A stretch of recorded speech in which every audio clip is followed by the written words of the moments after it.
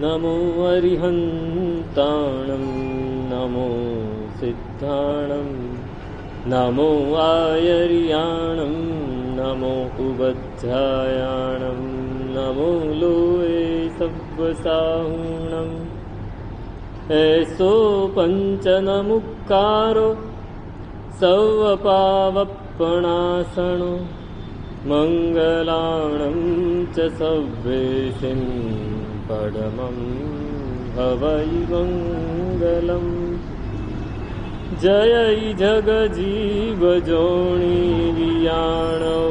जगगुरु जगानन्दो जगणाहु जगबन्धो जय जगत्पियामहो भयवम् जय सुयाणं पभवो तिथयराणम् अपच्छिमो जय जय गुरुलोगाणं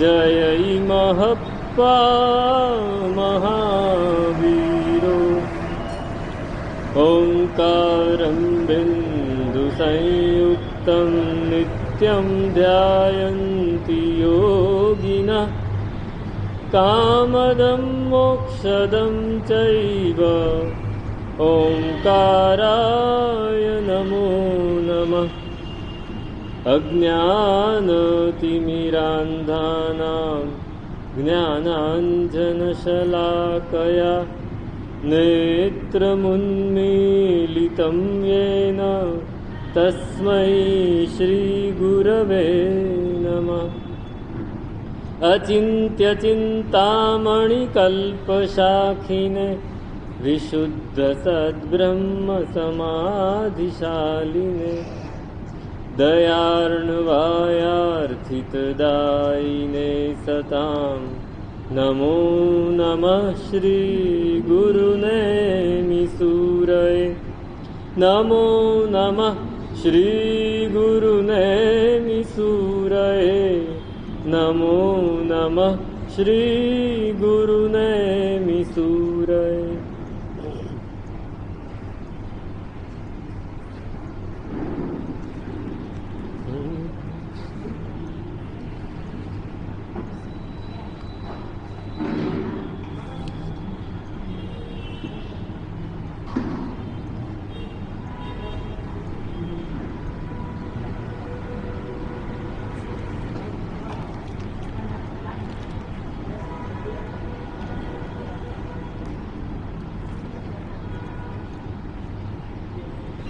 जयन्ति पादलिप्तस्य प्रभोश्चरणरेणवः श्रियः संवदने वश्य चूर्णं तत्प्रणतांगिनाम्। पादलिप्त सूरी महाराजની વાત કરવી છે। શાસન પ્રભાવક આચાર્ય ભગવાન। આપણું શાસન જયવંતુ જીન શાસન। એ શાસન આજ સુધી આપણા તરફ એટલે આપણે અહીંયા છીએ ત્યાં સુધી પહોંચ્યું છે, આજ સુધી પહોંચ્યું છે અને અખંડ રીતે પહોંચ્યું છે, ક્યાંય કોઈ તકલીફ નથી પડી। એની પાછળનું કારણ શું? એની પાછળ કોણ? આવા આચાર્ય ભગવંતો, શાસન પ્રભાવક આચાર્ય ભગવંતો। શાસન પ્રભાવના એ થોડા રૂપિયા ખર્ચી દેવાથી કે થોડું આડંબર કરી દેવાથી, થોડું દેખાવ કરી દેવાથી નથી થતી। શાસન પ્રભાવના માટે હૈયું ખર્ચવું પડે, જાત ખર્ચવી પડે, પુરુષાર્થ કરવો પડે, મનને કંટ્રોલમાં રાખવું પડે, પોતાનું અભિમાન એને એક બાજુએ મૂકી દેવાનું છે, પોતાનું સ્વાભિમાન એને એક બાજુએ, પોતાનું મારું નામ થાય એ વાત ભૂલી જવાની છે, શાસનનું નામ થાય। અત્યારે આ જ ચાલે છે। આચાર્ય જીન શાસનોન્નતિ કરા એવું પેલા શ્લોકમાં છે ને, અર્હંતો ભગવંત ઇન્દ્ર મહિતા સિદ્ધાશ્ચ સિદ્ધિ સ્થિતા આચાર્યા જીન શાસનોન્નતિ કરા. આચાર્યો એ જીન શાસનની ઉન્નતિ કરનારા છે. પણ ક્યાંક ખબર નહીં શું તકલીફ થઈ ગઈ છે. જીન શાસનમાં એ જીનમાં સહેજ ફેર પડી ગયો છે. જ આગળ પાછળ જતો રહે, ન આગળ આવી ગયો છે. નિજ શાસનોન્નતિ કર, પોતાનું નામ થાય એ જ વાત ચાલે છે. અને એની માટે પછી ગમે તે કરવું પડે, ગમે તે કરવું પડે એ કરવા તૈયાર છે. એમ શાસન પ્રભાવના ન થાય, એમ શાસન આગળ વધે નહીં, શાસનની ઉન્નતિ ન થાય. શાસનને અજવાળવું હોય તો જાતને ઘસી નાખવી પડે. અને આ મહાપુરુષોએ શું કર્યું? શાસનની ઉન્નતિ કરી, શાસનની પ્રભાવના કરી. કેવા કેવા મહાપુરુષો! સુધર્મ સ્વામી ભગવંત થયા પછી એમની પરંપરામાં કેવા મહાપુરુષો! જંબુ સ્વામી, પ્રભવ સ્વામી, પેલા આચાર્ય ભગવંત,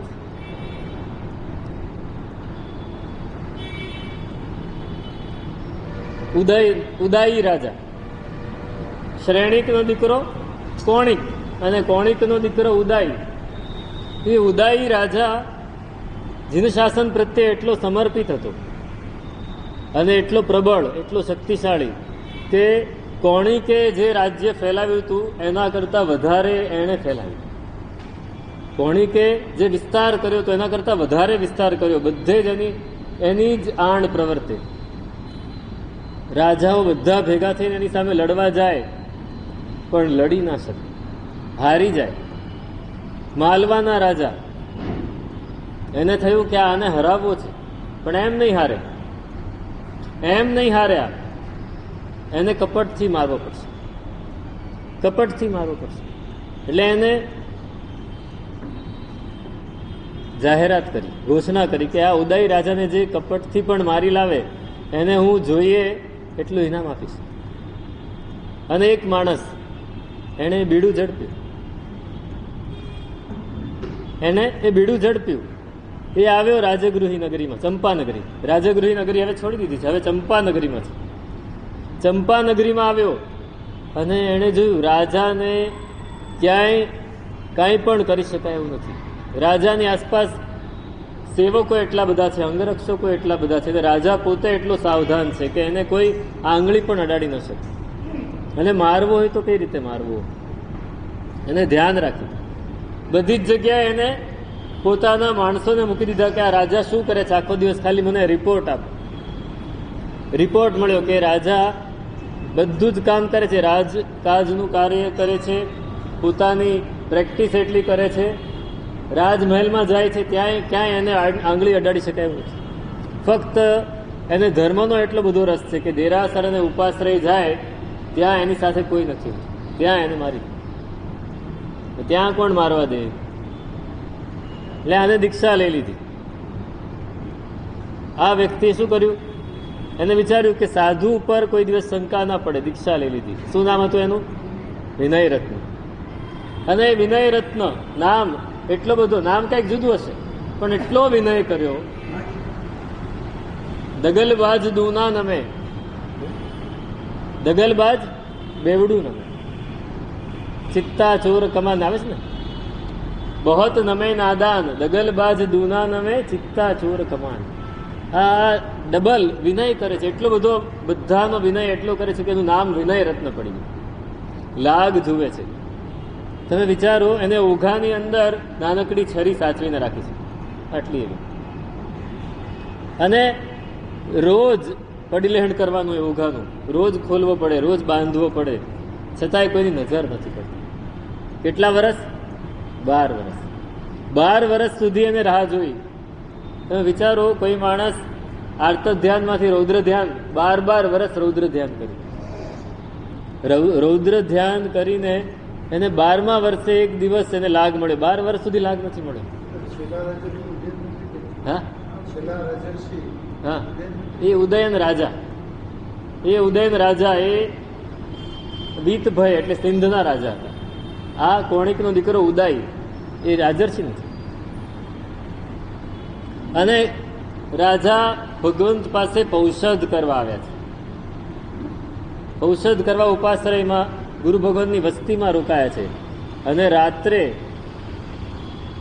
કોઈ અજવાળું હોય નહીં ને, એ જમાનામાં ક્યાંય લાઇટો હતી નહીં, દીવા પણ આજુબાજુમાં ન હોય. અંધારામાં એ વ્યક્તિએ રાજા સંથારી ગયા હતા અને એને મારી નાખ્યા અને પછી પોતે ભાગી ગયો. આચાર્ય ભગવંતની બાજુમાં જ રાજા સૂતા છે અને લોહીનો રેલો આવ્યો ગરમ ગરમ. આચાર્ય ભગવંત એકદમ જાગી ગયા, આ શું છે? જોયું, ખ્યાલ આવ્યો, અંધારામાં સહેજ તો અજવાસ હોય, ખ્યાલ આવ્યો કે આ તો કોઈક આ કરીને ગયું છે. હવે શું થાય? જો સવારે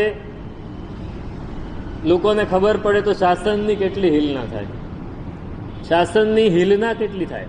શું કરવું? આચાર્ય ભગવંતે છરી બાજુમાં જ પડી હતી, પોતાના ગળે ફેરવી દીધી. કેમ? શાસનની હિલના ના થવી જોઈએ. લોકોને એમ થાય કે આચાર્ય મારી નાખ્યા, સાધુએ મારી નાખ્યા. નહીં, સાધુનું નામ ના આવવું જોઈએ. એની માટે પોતાનું જાન દેવું, બીજા કોઈનો જાન નહીં, પોતાનો જ.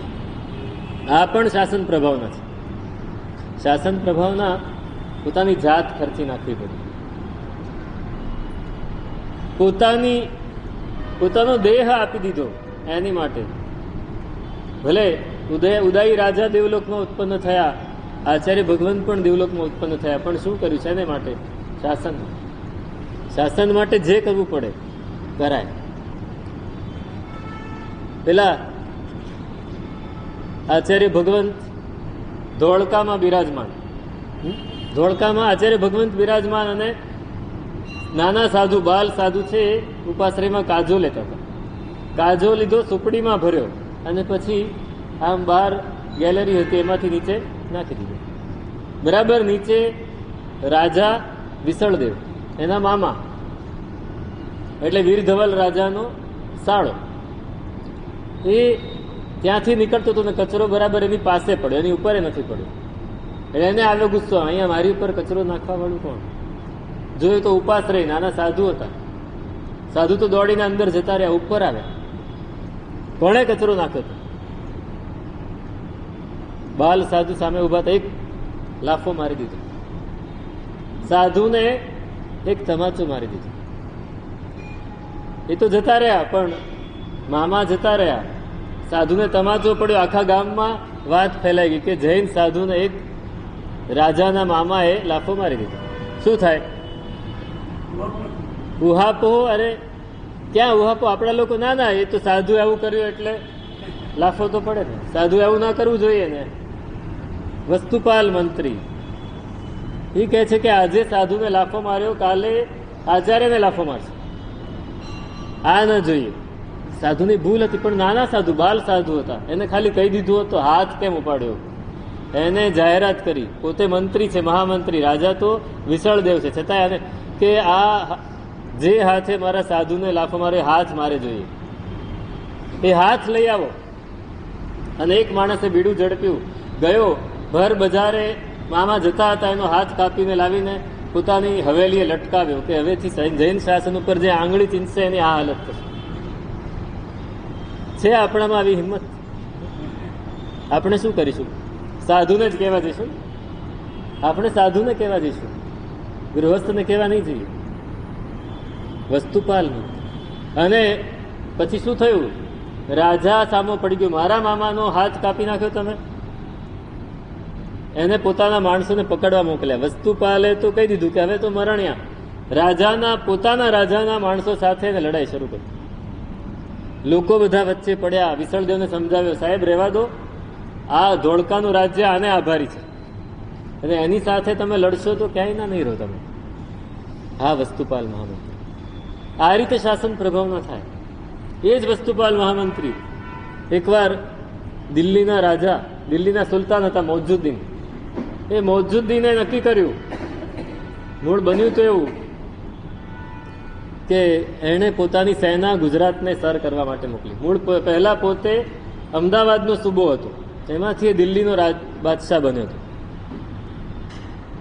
એણે આ ગુજરાતને સર કરવા માટે પોતાની સેના મોકલી, 1 લાખ સૈનિકો. અને વસ્તુપાળે શું કર્યું?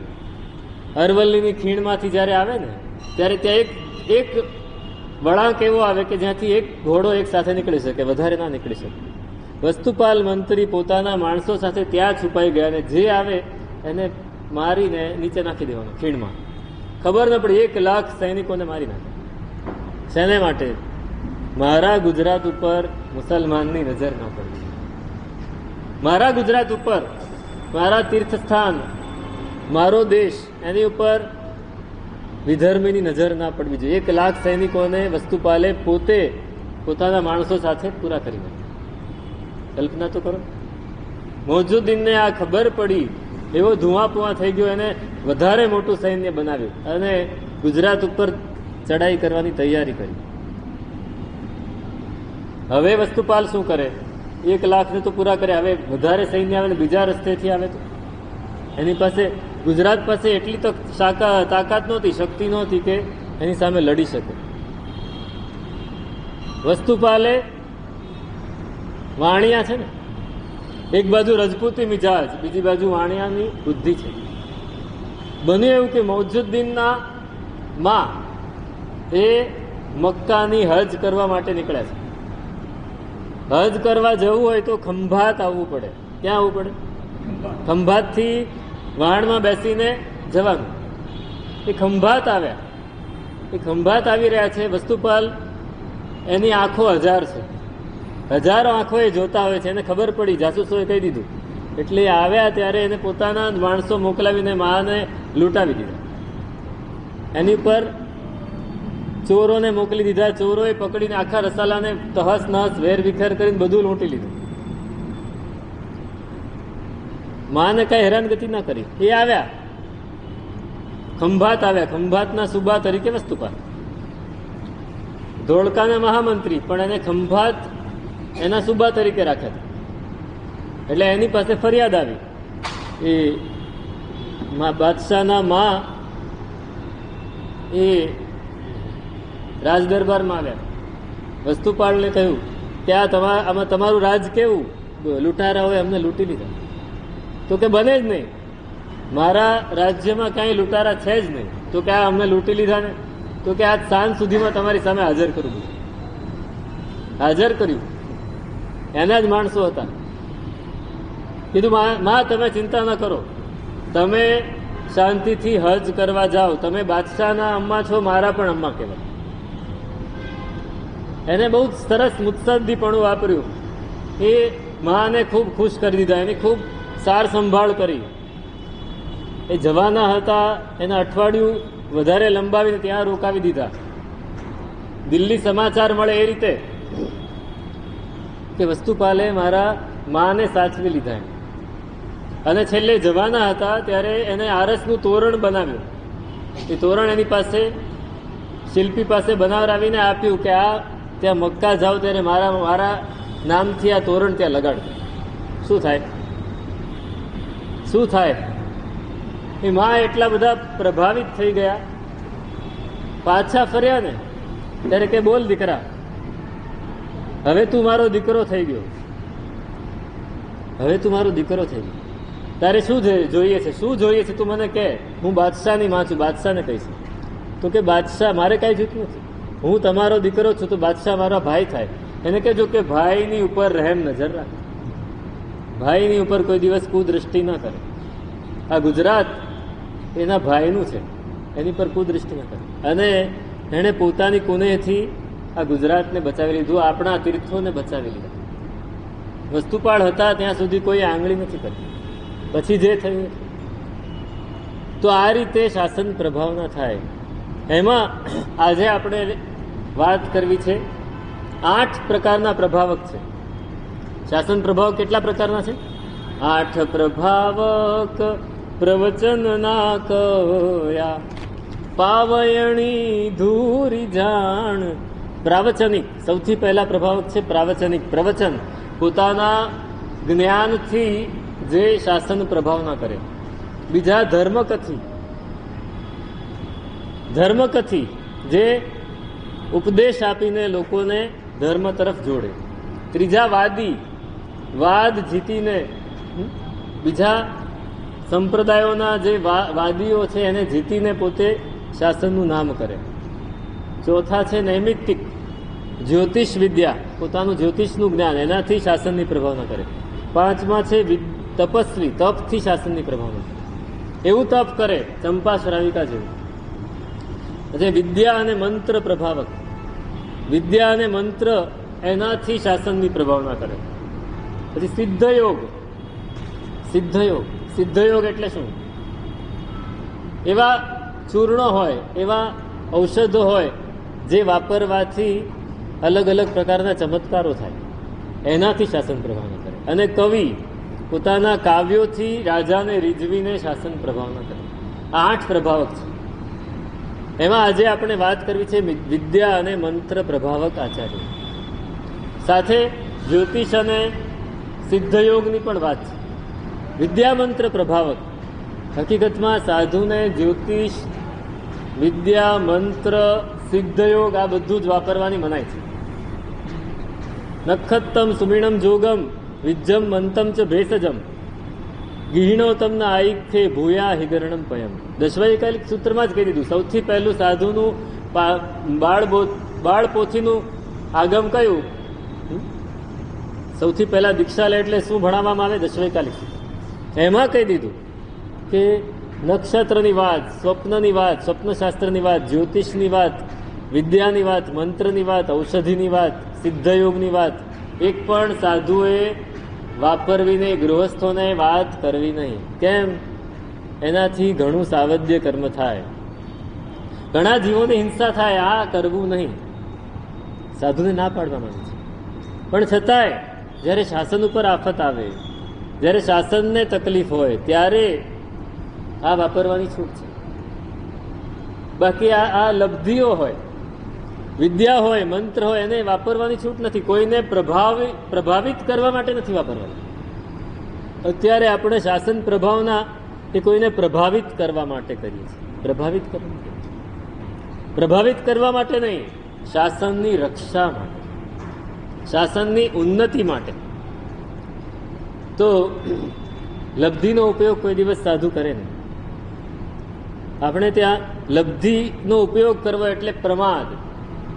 અપ્રમત્ત અવસ્થામાં લબ્ધિની પ્રાપ્તિ થાય. પ્રમાદ કરે તો જતી રહે. એટલે લગભગ કોઈ લબ્ધિનો ઉપયોગ ના કરે. તે દિવસે વાત કરેલી કે સાધુ ભગવંત કૌસ્તગમાં હતા, કાજો લેતા લેતા અપ્રમત્ત અવસ્થામાં આવ્યા અને અવધિ જ્ઞાન ઉત્પન્ન થયું. કૌસ્તગમાં અવધિ જ્ઞાનથી જુએ છે અને હસવું આવી ગયું, પ્રમાદ થયો, અવધિ જ્ઞાન જતું રહ્યું. એટલે લબ્ધિનો ઉપયોગ સાધુ કરતા નહોતા. સૌથી પહેલો દાખલો આપણા શાસનમાં લબ્ધિનો ઉપયોગ કોણે કર્યો? ભગવાન મહાવીર સ્વામીએ. ગોશાળા ઉપર પેલા એ તેજો લેસ્યા મૂકી તો શીત લેસ્યા મૂકીને એને બચાવી. આ ભગવાને જ સૌથી પહેલો ઉપયોગ કર્યો છે. જરૂર પડે તો એમને આપણી સામે કોઈ મરી જતું હોય તો એને બચાવવા માટે શીત લેસ્યા. પણ હજી છદમસ્ત હતા, કેવલી થયા પછી નથી કર્યું. 2 સાધુ બળી ગયા તો એમણે ગોશાળાને રોક્યો નથી. પછી ગૌતમ સ્વામી પોતાની લબ્ધિથી જે અષ્ટાપદ પર્વત ઉપર ચડે એ તદભવ મોક્ષગામી હોય એ પોતે એમણે આ લબ્ધિનો ઉપયોગ કર્યો. તેનાથી સૂર્યના કિરણો પકડીને ઉપર ચડ્યા. કેટલી તાકાત હશે સૂર્યના કિરણો. આપણે ત્યાં આ વાત ગૌતમ સ્વામીની આવે છે. બૌદ્ધ દર્શનમાં તિબેટમાં આ વાત આવે છે કે તિબેટના એક યોગી હતા મિલારેપા. એ મિલારેપા આ કૈલાસ પર્વત ઉપર સૂર્યના કિરણો પકડીને ચડ્યા. એ વાત તો ગૌતમ સ્વામીની જ છે, પણ એમણે પોતાની રીતે ઘટાડી. ગૌતમ સ્વામી પાછા વળતા ફરી લબ્ધિનો ઉપયોગ કર્યો. 1500 તાપસને ખીર વપરાય, અંગૂઠે અમૃત વસે લબ્ધિ તણો, અસંખ્યાત લબ્ધિ, અનંત લબ્ધિ નિધાન. પણ આપણને 2 જ દાખલા મળે, એમને લબ્ધિઓ વાપરે. એ સિવાય ક્યાંય મળે દાખલો ના મળે. ભદ્રભાઉ સ્વામીએ લબ્ધિનો ઉપયોગ કર્યો. ક્યારે? જીન શાસનની રક્ષા માટે, જીન શાસનની પ્રભાવના માટે. રાજ દરબારમાં એમનો જ ભાઈ જ્યોતિષ બનીને બેઠો હતો અને આડાવડા જવાબો આપતો હતો જીન શાસનને નીચું દેખાડવાના. ત્યારે એમણે જીન શાસનની પ્રભાવના કરવા માટે પોતાના જ્યોતિષ શાસ્ત્રનો ઉપયોગ કર્યો, એમને ઉપયોગ નથી કર્યો. વજ્રસ્વામીએ આખા સંઘને દુષ્કાળમાંથી ઉગારવા માટે આકાશગામીની લબ્ધિનો ઉપયોગ કર્યો. જરૂર પડે તો, ન જરૂર પડે ને વાપરે ને તો નુકસાન થાય, તો એનાય દાખલા છે. નંદીશેણ મુનિ ધર્મલાભ બોલતા વેશ્યાના ઘરમાં ઘૂસી ગયા, એમને ખ્યાલ નહોતો. અને વેશ્યા કે શું ધર્મલાભ કહો છો, અમારે તો અહીં પૈસાની જરૂર છે, તમારા ધર્મની જરૂર નથી. શું કર્યું? એક તણખલું તોડ્યું. એ વખતે ઉશ્કેરાવાનું નહોતું, એક્સાઇટ નહોતું થવાનું. હા ભાઈ માફી માગું છું એમ કરીને નીકળી ગયા હોત તો વાંધો નહોતો, પણ ઉશ્કેરાયા, લબ્ધિનો ઉપયોગ કરી લીધો. 10 પૂર્વી હતા, આટલી બધી લબ્ધિઓ ઉત્પન્ન થયેલી, પણ એ લબ્ધિ ત્યાં એને તણખલું તોડ્યું, સોનાનો વરસાદ થયો અને વેશ્યાએ રોકી લીધા. 12 વર્ષ રોકવું પડ્યું, નુકસાન. લબ્ધિ તો હતી જ. દરરોજ જેને પણ એ દેશના આપે એ દીક્ષા લે, દરરોજ 10 જણાને દીક્ષા અપાવી, કેટલા બધાને દીક્ષા અપાવી, પણ લબ્ધિનો ઉપયોગ કર્યો, પાપમાં પડ્યા. સ્થૂલભદ્રજી 10 પૂર્વ ભણી ગયા છે.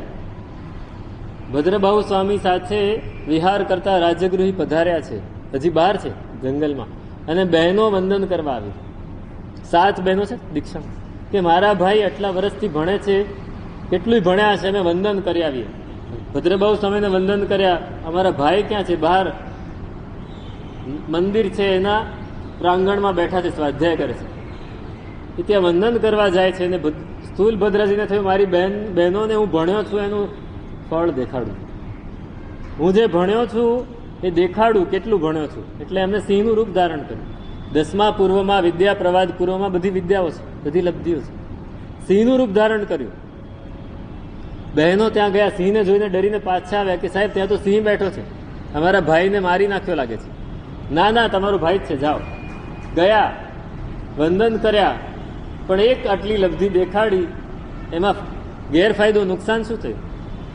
4 પૂર્વ એમને સૂત્રથી ભણાવ્યા, અર્થ તો ગયો, અને આગળ ભણાવવાની ના પાડી કે તમે આટલા ગંભીર હોવા છતાં આવું કરો. આપણને આપણા 4 પૂર્વ વિચ્છેદ ગયા, 10 પૂર્વમાં આપણે સીમિત થઈ ગયા. આ નુકસાનો પણ છે. એટલે ભગવંતો લબ્ધિઓનો ઉપયોગ કરતા નહોતા, જરૂર પડે તો અવશ્ય કરતા. એવા એક ભગવંતની આજે આપણે વાત કરવી છે. વિક્રમનો બીજો સૈકો, ત્યારની આ વાત છે. વિદ્યાધર ગચ્છ છે. સુસ્થિત સુપ્રતિબુદ્ધ સૂરી હતા ને, કોટિક, કાકંદિક, સુસ્થિત અને સુપ્રતિબુદ્ધ સૂરી, એમના શિષ્ય હતા એક વિદ્યાધર ગોપાલ. એ વિદ્યાધર ગોપાલમાંથી એમની એક શાખા નીકળી, વિદ્યાધરી શાખા, અને વિદ્યાધરી શાખામાંથી ગચ્છ બન્યો વિદ્યાધર ગચ્છ. એ વિદ્યાધર ગચ્છ, એમાં એક આચાર્ય ભગવંત થયા નાગેન્દ્ર સૂરી.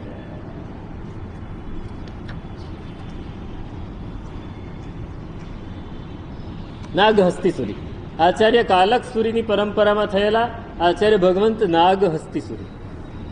એ પોતાના શિષ્યો સાથે વિચરતા વિચરતા એક દિવસ સરયુ નદી છે, ઉત્તર ભારતમાં સરયુ નદી છે, એના કિનારે આવેલું છે કોશલા નગરી, જેને આજે આપણે અયોધ્યા તરીકે ઓળખે છે. અયોધ્યાનું નામ શું હતું? કોશલા.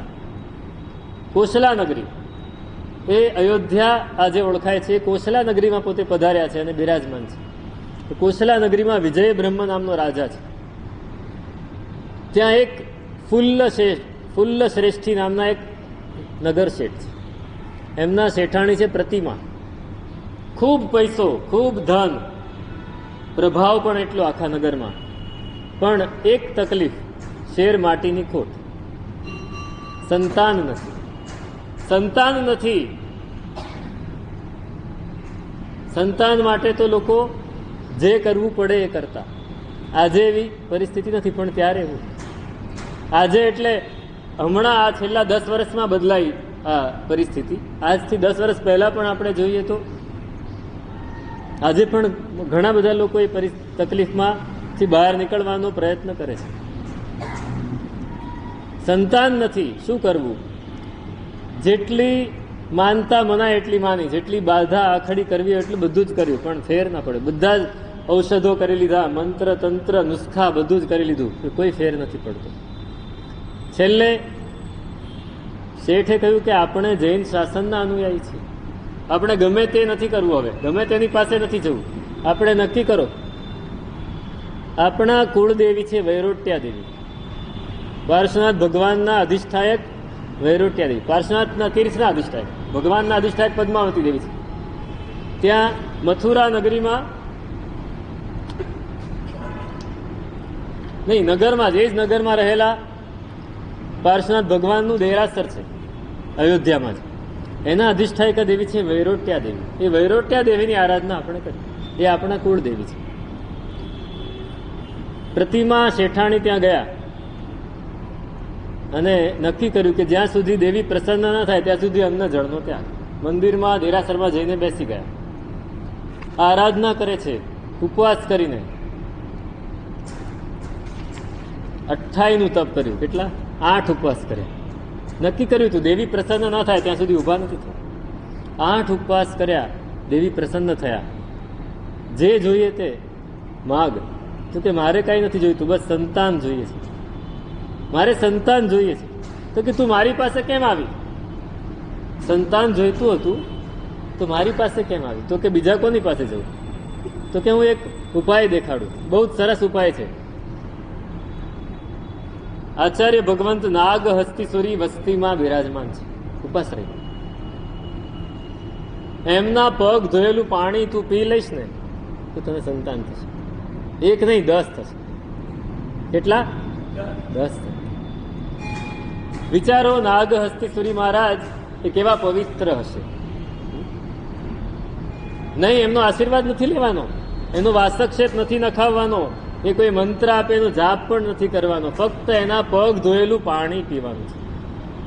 એટલા પવિત્ર હતા કે એમના શરીરમાં આમર્ષૌષધિ, આપણે આજે લબ્ધિ તપની વાત ચાલે છે, આમર્ષૌષધિ, જલ્લૌષધિ, ખેલૌષધિ, આ બધી ઔષધિ લબ્ધિઓ એમને ઉત્પન્ન થઈ ગઈ. પ્રતિમા શેઠાણી તો રાજી થઈ ગયા, બસ આટલું જ કરવાનું છે ને, તો હમણાં કરું. 28 પારણું, 28 ઉપવાસ, 8 ઉપવાસ હતા, ઊભા થયા, દેવીને વંદન કર્યા ને નીકળીને સીધા ઉપાશ્રયમાં પહોંચ્યા. આચાર્ય ભગવાન બહાર જઈને પાછા આવ્યા હતા, એમના શિષ્ય એમના પગ પેલી પરાત વાસણ હોય ને એમાં ધોઈ રહ્યા હતા. ધોઈને એ વાસણ લઈને બહાર નીકળ્યા. પેલા શેઠાણી કે પાણી મને આપી દો સાહેબ. નગર શેઠના પત્ની હતા એટલે સાધુએ ના ન પાડી શક્યા, વાસણ ત્યાં મૂકી દીધું. શેઠાણી ત્યાં જ બેસી ગયા અને સીધું પાણીનું વાસણ મોઢે માંડીને બધું પી ગયા. પગ ધોયેલું પાણી ત્યાં ત્યાં પી ગયા. પછી આચાર્ય ભગવાનને વંદન કરવા ગયા. આચાર્ય ભગવાન કે આ શું કર્યું? તો કે મને દેવીએ કહેલું કે આપના પગ ધોયેલું પાણી પીવાનું છે. તો કે દેવીએ સાચી વાત કરી, પણ તે મારાથી 10 હાથ દૂર બેસીને પાણી પીધું છે, એટલે તને 10 પુત્રો તો થશે, પણ પહેલો પુત્ર છે એ તારાથી 10 યોજન દૂર રહેશે, તારી સાથે જ. સાહેબ મને 10 પુત્રો થશે? તો કે હા. તો કે પહેલો પુત્ર આપને, પહેલો પુત્ર હું આપને વહોરાવી દઉં છું. આમે 10 યોજન દૂર જ રહેવાનો છે, તો પછી શા માટે સાથે રાખવું? આપને વહોરાવી. અને ઘરે ગયા અને એ જ રાત્રે એમને સ્વપ્ન આવ્યું સર્પનું, તેજસ્વી મણીવાળો સર્પ, એનું સ્વપ્ન આવ્યું. સ્વપ્ન આવ્યું અને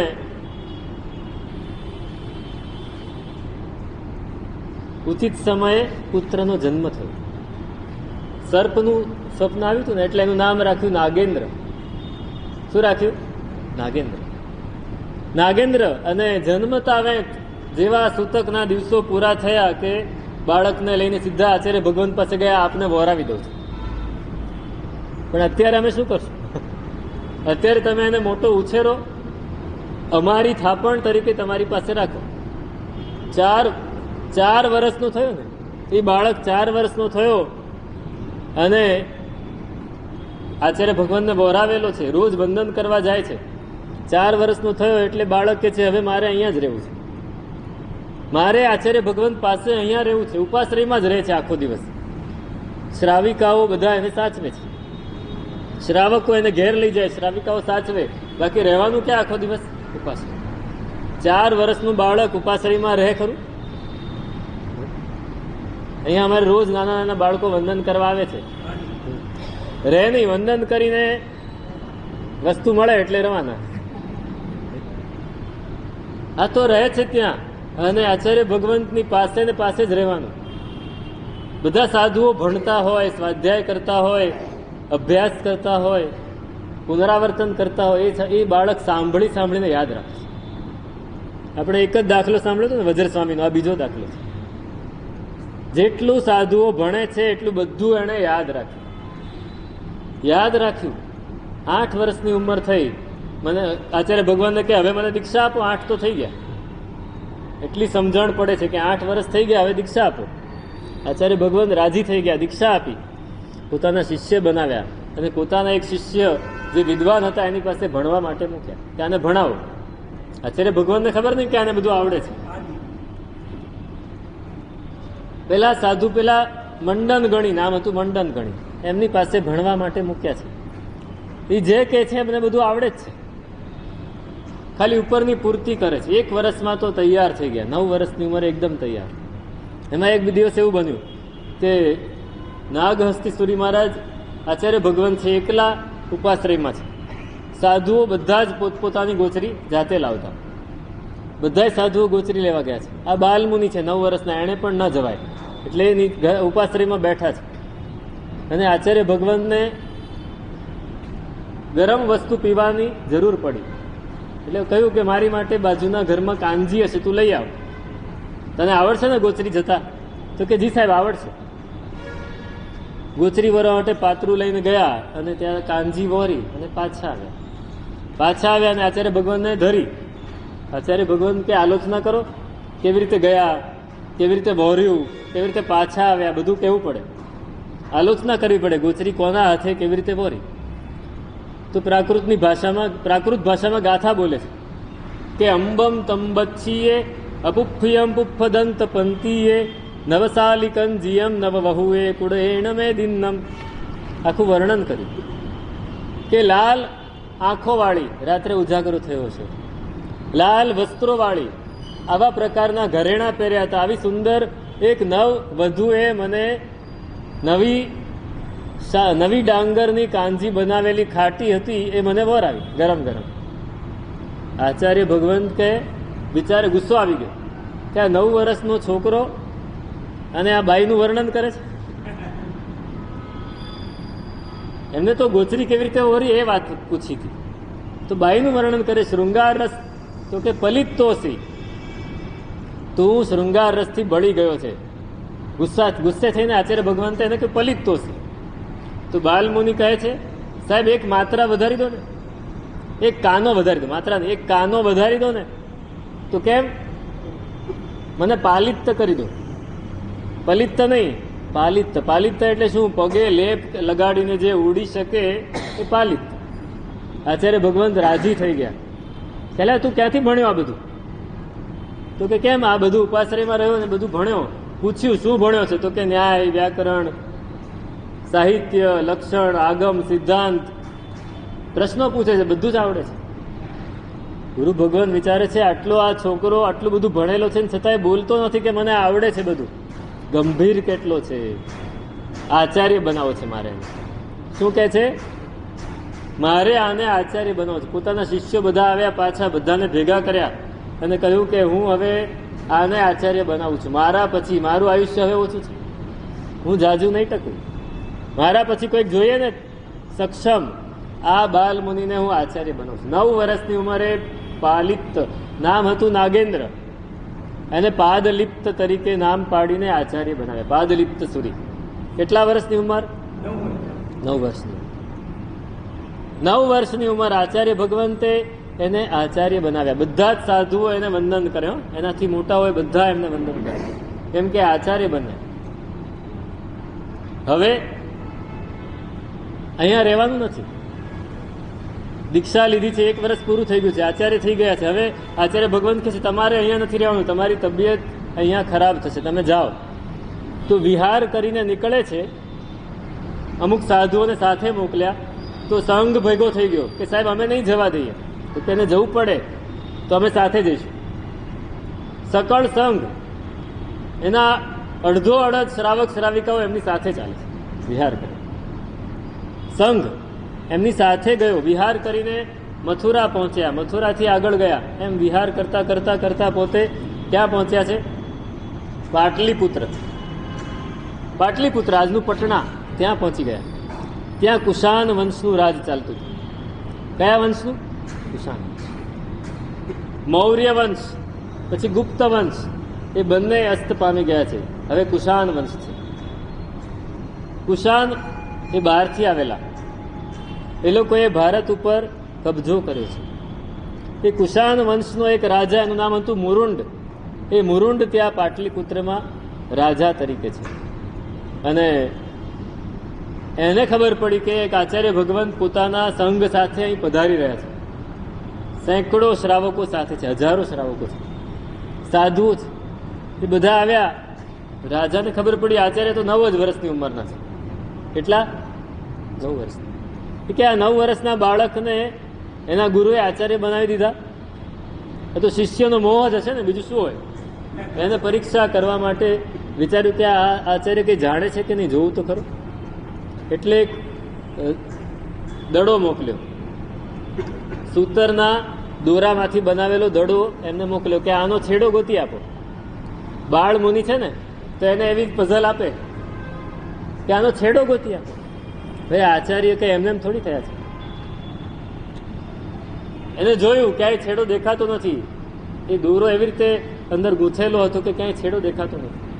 એમને ખ્યાલ આવી ગયો કે આનો છેડો કેવી રીતે કાઢવો. સાધુઓને કીધું ગરમ પાણી વોરીને લાવો, ત્યારે મારી સામે લાવજો થોડું. સાધુઓ ગરમ પાણી વોરીને લાવ્યા ને, તો એને કીધું કે આ દડો એમાં નાખો. દડો નાખ્યો, ઉપર મીણ લગાડેલું હતું એટલે ખ્યાલ નહોતો આવતો. ગરમ પાણીમાં પડ્યો એટલે મીણ ઓગળી ગયું. છેડો કાઢીને આપી દીધો, આ તમારો છેડો. રાજા વિચારે છે આ બુદ્ધિશાળી છે તો બુદ્ધિશાળી. બીજી એક વસ્તુ મોકલી, લાકડાનો પેલો ડાભડો હતો, ડબ્બો. કે આ ડબ્બો ખુલતો નથી, એનો સાંધો ક્યાં છે ખબર નથી પડતી, ગોતી આપો. એને પણ એમણે ગરમ પાણીમાં નાખ્યો. લાખ ઓગળી ગઈ, ઉપર લાખ લગાડી લીધી. લાખ ઓગળી એટલે સાંધો દેખાયો, ખોલીને આપી દીધો. ફરી પરીક્ષા કરી, એક લાકડી મોકલી કે આ લાકડી એનું ટોચ કઈ અને એનું મૂળ કયું, ગોતી આપ્યું. તો ઉપાશ્રયમાં પાણી પડ્યું હતું, એ પાણીમાં લાકડી નાખી. પાણીમાં લાકડી નાખો એટલે વજનદાર ભાગ હોય એ નીચે રહે અને હળવો ભાગ એ ઉપર હોય. મૂળ છે એ વજનદાર હોય, એ નીચે રહ્યું. ટોચનો ભાગ ઉપર રહ્યો. કીધું આ મૂળ છે ને આ ટોચ છે. હવે હું એક પરીક્ષા આપું. એમણે પોતે રાજાને એક વસ્તુ મોકલી.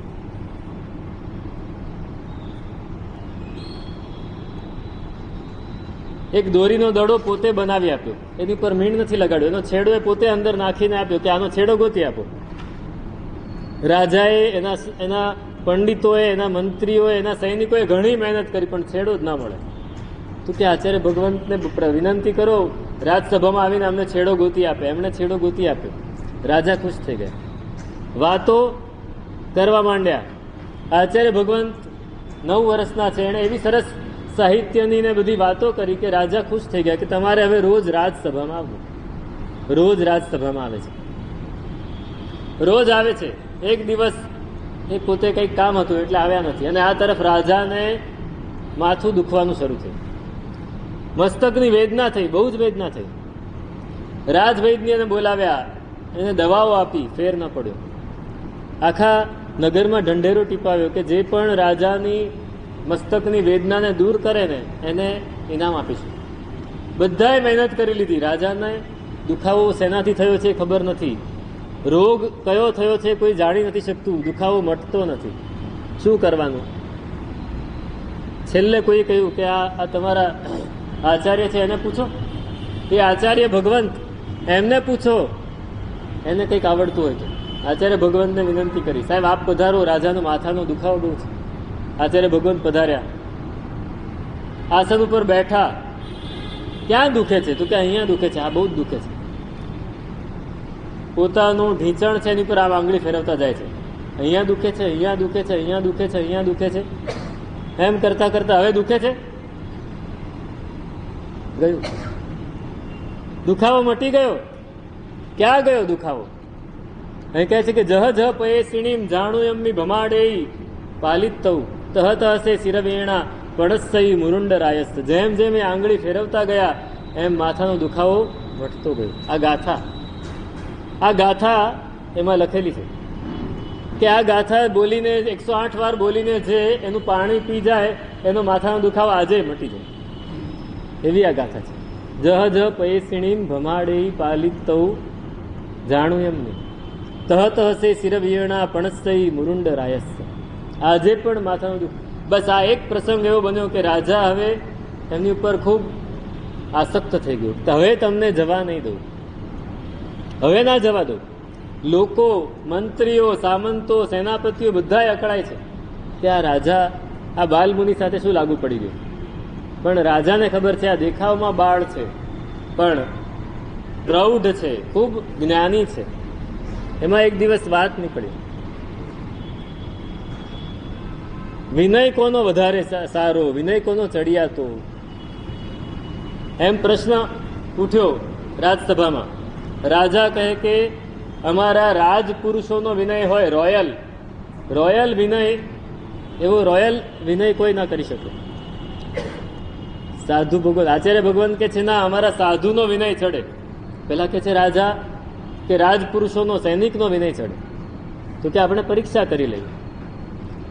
કરી લઈએ. એક રાજપુરુષને બોલાવ્યો.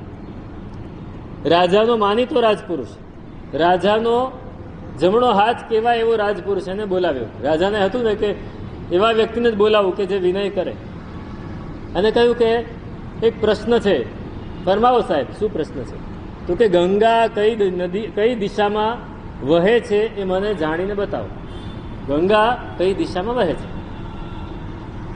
હવે પેલો માણસ વિચારે છે કે આ બાલ મુનિની સાથે બેસીને આની બુદ્ધિ, રાજાની બુદ્ધિ બાળક જેવી થઈ ગઈ છે. બધાને ખબર છે ગંગા પૂર્વથી પશ્ચિમ દિશામાં વહે છે. અરે, પશ્ચિમથી પૂર્વ દિશામાં વહે છે. ગંગા પશ્ચિમ દિશામાં વહે છે? ગંગા ક્યાં વહે છે? નહીં, પૂર્વ દિશામાં વહે છે. ઉત્તરથી આવી, પશ્ચિમમાં આવીને પછી પૂર્વ દિશામાં. બંગાળમાં જઈને ગંગા સાગરને મળે છે, પૂર્વ દિશામાં વહે છે. છતાંય મને પૂછે છે. એટલે એ તો નીકળ્યો. જી સાહેબ, હમણાં જાણીને કહું છું, બોલાય તો નહીં કાંઈ, હમણાં જાણીને કહું છું. નીકળ્યો રાજસભામાંથી, બહાર નીકળ્યો ને થોડે દૂર આગળ ગયો, ત્યાં એક જુગારખાનું હતું, કેસિનો. એ કેસિનોમાં જઈને અડધો કલાક એને રમતો રમી અને પછી પાછો આવ્યો. સાહેબ, ગંગા નદી એ પૂર્વ દિશામાં વહે છે. સારું.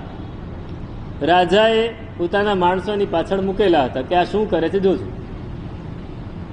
બધા આવીને એ તો ગયો. પછી પેલા જાસૂસો આવીને કહ્યું કે એને આવું કર્યું, જુગારખાનામાં જઈને જુગાર રમ્યા આવે છે, બીજું કંઈ કર્યું નથી. સારું. હવે સાધુને બોલાવ્યા.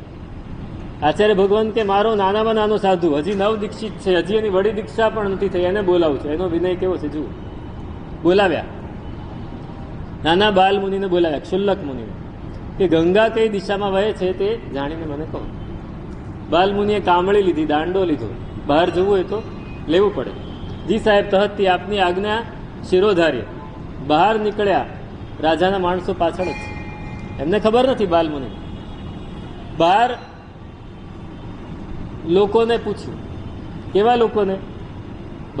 બાળકોને નહીં, બહુ ઉંમરવાળાને પણ નહીં, જે વ્યવસ્થિત જવાબ આપી શકે એવા યુવાનોને, પ્રૌઢોને એણે પૂછ્યું કે ગંગા કઈ દિશામાં વહે છે? તો કે પૂર્વ દિશામાં. એક જગ્યાએ, બે જગ્યાએ, 3 જગ્યાએ પૂછ્યું. પછી વિચાર કર્યો. ગંગા નદી જ્યાં વહે છે, ગંગાના કિનારે પહોંચ્યા. ત્યાં જઈને પૂછ્યું ગંગા કઈ દિશામાં વહે છે? પૂર્વ દિશામાં. મને દિશાઓનું જ્ઞાન કરાવો. તો કે આ પૂર્વ છે, આ પશ્ચિમ છે, આ ઉત્તર છે ને આ દક્ષિણ છે. સારું. પાછા ગંગા નદીના કિનારે આગળ વધ્યા. જ્યાં પ્રવાહ હતો ત્યાં જઈને જોયું તો પ્રવાહ પૂર્વ દિશામાં વહેતો હતો. હજી ખાતરી કરવા માટે પોતાનો દાંડો લીધો. દાંડો પાણીમાં ધીમે રહીને મૂક્યો. એટલે ખ્યાલ આવે ને, દાંડો પાણીમાં પડે, કોઈ વસ્તુ પાણીમાં જાય તો ખ્યાલ આવે કે પાણી કઈ દિશામાં જાય છે, પૂર્વ દિશામાં. દાંડો ઊંચો કર્યો, પાણી બધું નીતરી જાય, પછી સહેજ કોરા જેવો થાય, પછી હિરિયાવહી કરી, પછી દાંડો કોરો થયો, પછી ઉપાશ્રય રાજ દરબારે પહોંચ્યા, ભગવાનને જઈને વંદન કર્યા અને કહ્યું કે સાહેબ ગંગા પૂર્વ દિશામાં વહે છે. શું? ગંગા પૂર્વ દિશામાં? સારું, તમે જાઓ. જાસૂસો આવ્યા, એને પૂછ્યું કેવી રીતે? તો કે આ રીતે સાહેબ. અહીંયા 3 જણાને પૂછ્યું, ત્યાં કિનારે જઈને પૂછ્યું, જાતે નક્કી કર્યું, પાછો બિરાજના ન થાય એટલા માટે દાંડો એમને ઉપાડી રાખ્યો, કોરો થયો, પછી પોતે આવ્યા છે. આચાર્ય ભગવાન કે જુઓ હવે વિનય કોનો ચડે? સાધુનો વિનય ચડે કે સૈનિકનો વિનય ચડે? રાજપુરુષનો વિનય ચડે કે સાધુનો વિનય ચડે? વિનય ચઢ્યા તો કોનો? આજે પરિસ્થિતિ કદાચ સહેજ જુદી છે. તમે આર્મીના કોઈક સૈનિકને બોલાવો ને, એની ડિસિપ્લિન અને સાધુની ડિસિપ્લિન એમાં ઘણો ફેર પડી જાય. પણ સાધુનો વિનય ચડે. આ રીતે આચાર્ય ભગવંતે મુરુંડ રાજાનું દિલ જીતી લીધું અને પછી પોતે વિહાર કરીને એને મારે જવું પડશે. હવે આચાર્ય ભગવંત કહે કે મારે જવું પડશે, હવે અહીંયા ઘણો સમય થઈ ગયો, મારે આગળ જવું છે. તો કે ના જવા દો. તો કે ના, જવું તો પડશે જ. તો એ નીકળ્યા ત્યાંથી અને લાટ દેશમાં ઓમકાર નગર ત્યાં પહોંચ્યા છે, ઓમકારપુર નગર. ત્યાં પોતે બિરાજમાન છે. હવે એમની ખ્યાતિ આખા દેશમાં એટલી બધી ફેલાઈ ગયેલી કે બધાય ગામે ગામના અને નગરના શ્રાવકો બધા એમને વિનંતી કરવા આવે કે અમારા નગરે પધારો, અમારા સંઘમાં પધારો. તો શ્રાવકો વિનંતી કરવા આવ્યા છે. હવે ઉંમર તો નાની જ છે, 10 વર્ષની, બાલ્ય વય છે, ઉંમરનું કામ કરે. એટલે બધા સાધુઓ ગોચરી માટે જાય એટલે પોતે સીધો કછોટો બાંધીને બહાર નીકળે અને બાળકો બધા રમતા હોય, કોઈ ગિલ્લી દંડા રમે છે, કોઈક લખોટીઓ રમે છે, એની સાથે રમવા જતા. આચાર્ય ભગવાન રમવા ગયા. એ રમી રહ્યા છે અને શ્રાવકો આવ્યા, જોયું તો બાલમુનિ રમી રહ્યા છે. વંદન કર્યા, મથેણું નામી સાહેબ આચાર્ય ભગવંત પાદલિપ્ત સુરી મહારાજ ક્યાં બિરાજમાન છે? તો ક્યાં ઉપાશ્રય? આમ તમે આમ જશો ને, ત્યાંથી આમ જશો એટલે ઉપાશ્રય આવશે, ત્યાં જ બિરાજમાન છે. શ્રાવકો આમ જવા નીકળ્યા અને આ બાલમુનિ આચાર્ય ભગવંત બાલ આચાર્ય તરત જ દોડ્યા. એમની પાસે છુપો રસ્તો હતો, પાછલા રસ્તેથી ઉપાશ્રય પહોંચી ગયા, પાટ ઉપર બેસી ગયા. શ્રાવકો આવ્યા, વંદન કરે છે. જોયું તો આ આચાર્ય ભગવંત. અરે સાહેબ આપ? તો ત્યાં કોણ હતું? તો કે ત્યાં ઉંમર હતી. અહીંયા પદ છે, ત્યાં ઉંમર હતી. આવું જ બીજી વાર બન્યું. ગાડાઓ બધા પડ્યા છે અને છોકરાઓ બધા રમી રહ્યા છે. ગાડા ઉપરથી કૂદવાનું, પાછું કૂદીને ગાડા ઉપર ચડવાનું, પાછું કૂદવાનું, પાછું ગાડા ઉપર, એક ગાડા ઉપરથી બીજા ગાડા ઉપર. એમ બાલમુનિ પણ રમી રહ્યા છે. અને એમાં પંડિતો આવે, બ્રાહ્મણ પંડિતો. એમણે સાંભળેલું કે આચાર્ય ભગવંત પાદલિપ્ત સુરી બહુ જ વિદ્વાન છે, બહુ જ જ્ઞાની છે, એમનો સત્સંગ કરવો છે. એમણે જોયા મુનિને, તો કે ક્યાં છે આચાર્ય ભગવંત? તો કે આ રીતે તમે જાઓ, રસ્તે મળી જશે. અને આચાર્ય ભગવંત પાછલા રસ્તે જઈને ઉપાશ્રયમાં જઈને ઓઢીને સૂઈ ગયા. દરવાજો બંધ હતો. પેલા બ્રાહ્મણોએ જોયું તરાડમાંથી કે આચાર્ય ભગવંત સૂતા છે ઓઢીને. એટલે એમણે કુકડે કુક એવો અવાજ કર્યો, ભાઈ સવાર પડી ગઈ છે, ઉઠો, કુકડો બોલ્યો. એમ તો આચાર્ય ભગવંતે બિલાડીનો અવાજ કર્યો, તમારો કુકડો છે તો અમારી બિલાડી છે, તમારા કુકડાને ખાઈ જશે, કુકડાને મારી નાખશે. એમ એટલે બ્રાહ્મણોને થયું કે આચાર્ય ભગવંત છે તો તેજસ્વી છે આચાર્ય ભગવંત. દરવાજો ખખડાવ્યો, ખોલો. આચાર્ય ભગવંતે ઉઠીને દરવાજો ખોલ્યો. પેલા પંડિતો આમને જોઈને આશ્ચર્ય પામ્યા, અરે આ તો પેલા જ છે. તો પેલા કોણ? તો કે ઉંમર હતી, આ પદ છે. પ્રશ્નો પૂછ્યા, એવા જવાબ આપ્યા કે પંડિતો આફરીન પોકારી ગયા. આફરીન પોકારી ગયા કે આવા જવાબો અમે આટલા વર્ષોમાં અમારા ગુરુઓ પાસે સાંભળ્યા નથી, આવા સરસ જવાબો. તો આવા એ પણ વિદ્વાન વિહાર કરતા કરતા માન્યખેટ નગર પહોંચ્યા છે. મનખેડ, ત્યાંનો રાજા એમનો બહુ જ એમના ઉપર એટલો બધો એને રાગ થયો કે હું જવા ન દઉં તમને. તો કે જવા તો દેવા પડશે, હમણાં તો અહીંયા જ રોકી રાખો. રોજ મને તમને વંદન કર્યા વગર હું મોઢામાં પાણી નહીં નાખું. સારું, ત્યાં રોકાય છે, પોતે રોકાય છે ત્યાં.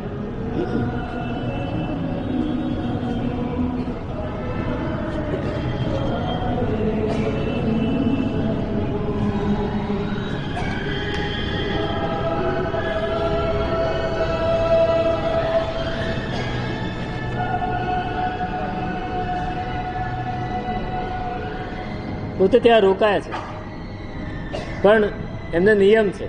ગુરુ ભગવંતે એમને આશીર્વાદ આપેલા. પાદલિપ્ત નામ પાડ્યું, એટલે પગનો લેપ છે એમની પાસે. એ લેપ લગાડીને રોજ શત્રુંજયની યાત્રા કરે છે. શત્રુંજય બધા તીર્થોની યાત્રા કરે છે. સિદ્ધ યોગ છે. એવી તો ઘણી બધી શક્તિઓ છે. એમની પાસે યોનિ પ્રાભૃત, 4 પ્રાભૃત હતા. પ્રાભૃત એટલે પૂર્વનો એક એવો ભાગ જેની અંદર અનેક પ્રકારની વિદ્યાઓ હોય. યોનિ પ્રાભૃત. યોનિ પ્રાભૃત એટલે શું? તો કે એવી બધી વસ્તુઓ, એવા યોગો, એવા ચૂર્ણો જે ભેગા થાય તો અનેક પ્રકારની જીવિત કે સજીવ કે નિર્જીવ વસ્તુઓ ઉત્પન્ન થાય. એવા એક આચાર્ય ભગવંત હતા રુદ્રદેવ સુરી. રુદ્રદેવ સુરી એ યોનિ પ્રાભૃતમાં નિષ્ણાત હતા. એ પોતાના શિષ્યોને યોનિ પ્રાભૃત ભણાવે. હવે આ વસ્તુ એવી છે કે કોઈને ખબર ના પડે એવી રીતે ભણાવાય. કોઈ સાંભળતું હોય કોઈની સામે ના ભણાવાય. તો આચાર્ય ભગવાન ભણાવે છે. એમને થયું કે રાત્રે તો કોણ હોય, હું રાત્રે ભણાવીશ. દિવા નિરીક્ષ્ય વક્તવ્યમ રાત્રવ નૈવ ચ. દિવસે પણ જોઈને બોલવું જોઈએ. રાત્રે તો રહસ્યની વાત, ગુપ્ત વાત કોઈ દિવસ બોલાય જ નહીં. પણ આચાર્ય ભગવાનને ધ્યાન ન રહ્યું. રાત્રે શિષ્યોને બેસાડીને યોનિ પ્રાભૃતની વાત કરે છે. એમાં એક વાત એવી આવી કે ફલાણું ચૂર્ણ, અમુક ઔષધિઓ ભેગી કરીને ચૂર્ણ બનાવે, એને પાણીમાં નાખે તો માછલા ઉત્પન્ન થાય. માછલા ઉત્પન્ન થાય. અત્યારે આ લોકો કરે છે ને ઝીંગા આ ખંભાત છે ને, એની આસપાસના ગામડાઓમાં, આ ચરોતરના ગામડાઓમાં આ ઝીંગાની ખેતી થાય છે. એ લોકો ખેડૂતને વસ્તુ આપે, પૈસા આપે. ખેડૂતે પોતાના ખેતરમાં નાનું તળાવ બનાવવાનું ને એની અંદર એ ચૂર્ણ નાખે ને એટલે ઝીંગા ઉત્પન્ન થાય. એ આચાર્ય ભગવંતે પોતાના સાધુઓને વાત કરી. બન્યું એવું કે બરાબર એ જ વખતે એક માછીમાર એ તળાવ કિનારે આખો દિવસ એને મહેનત કરી હશે પણ એને કંઈ માછલીઓ મળી નહીં. તો ઘરે જઈને શું મોઢું દેખાડીશ, એટલે રાત્રે મોડો ઘરે જવા નીકળ્યો. બરાબર એને અવાજ સંભળાયો, એ ઊભો રહી ગયો ને સાંભળે છે.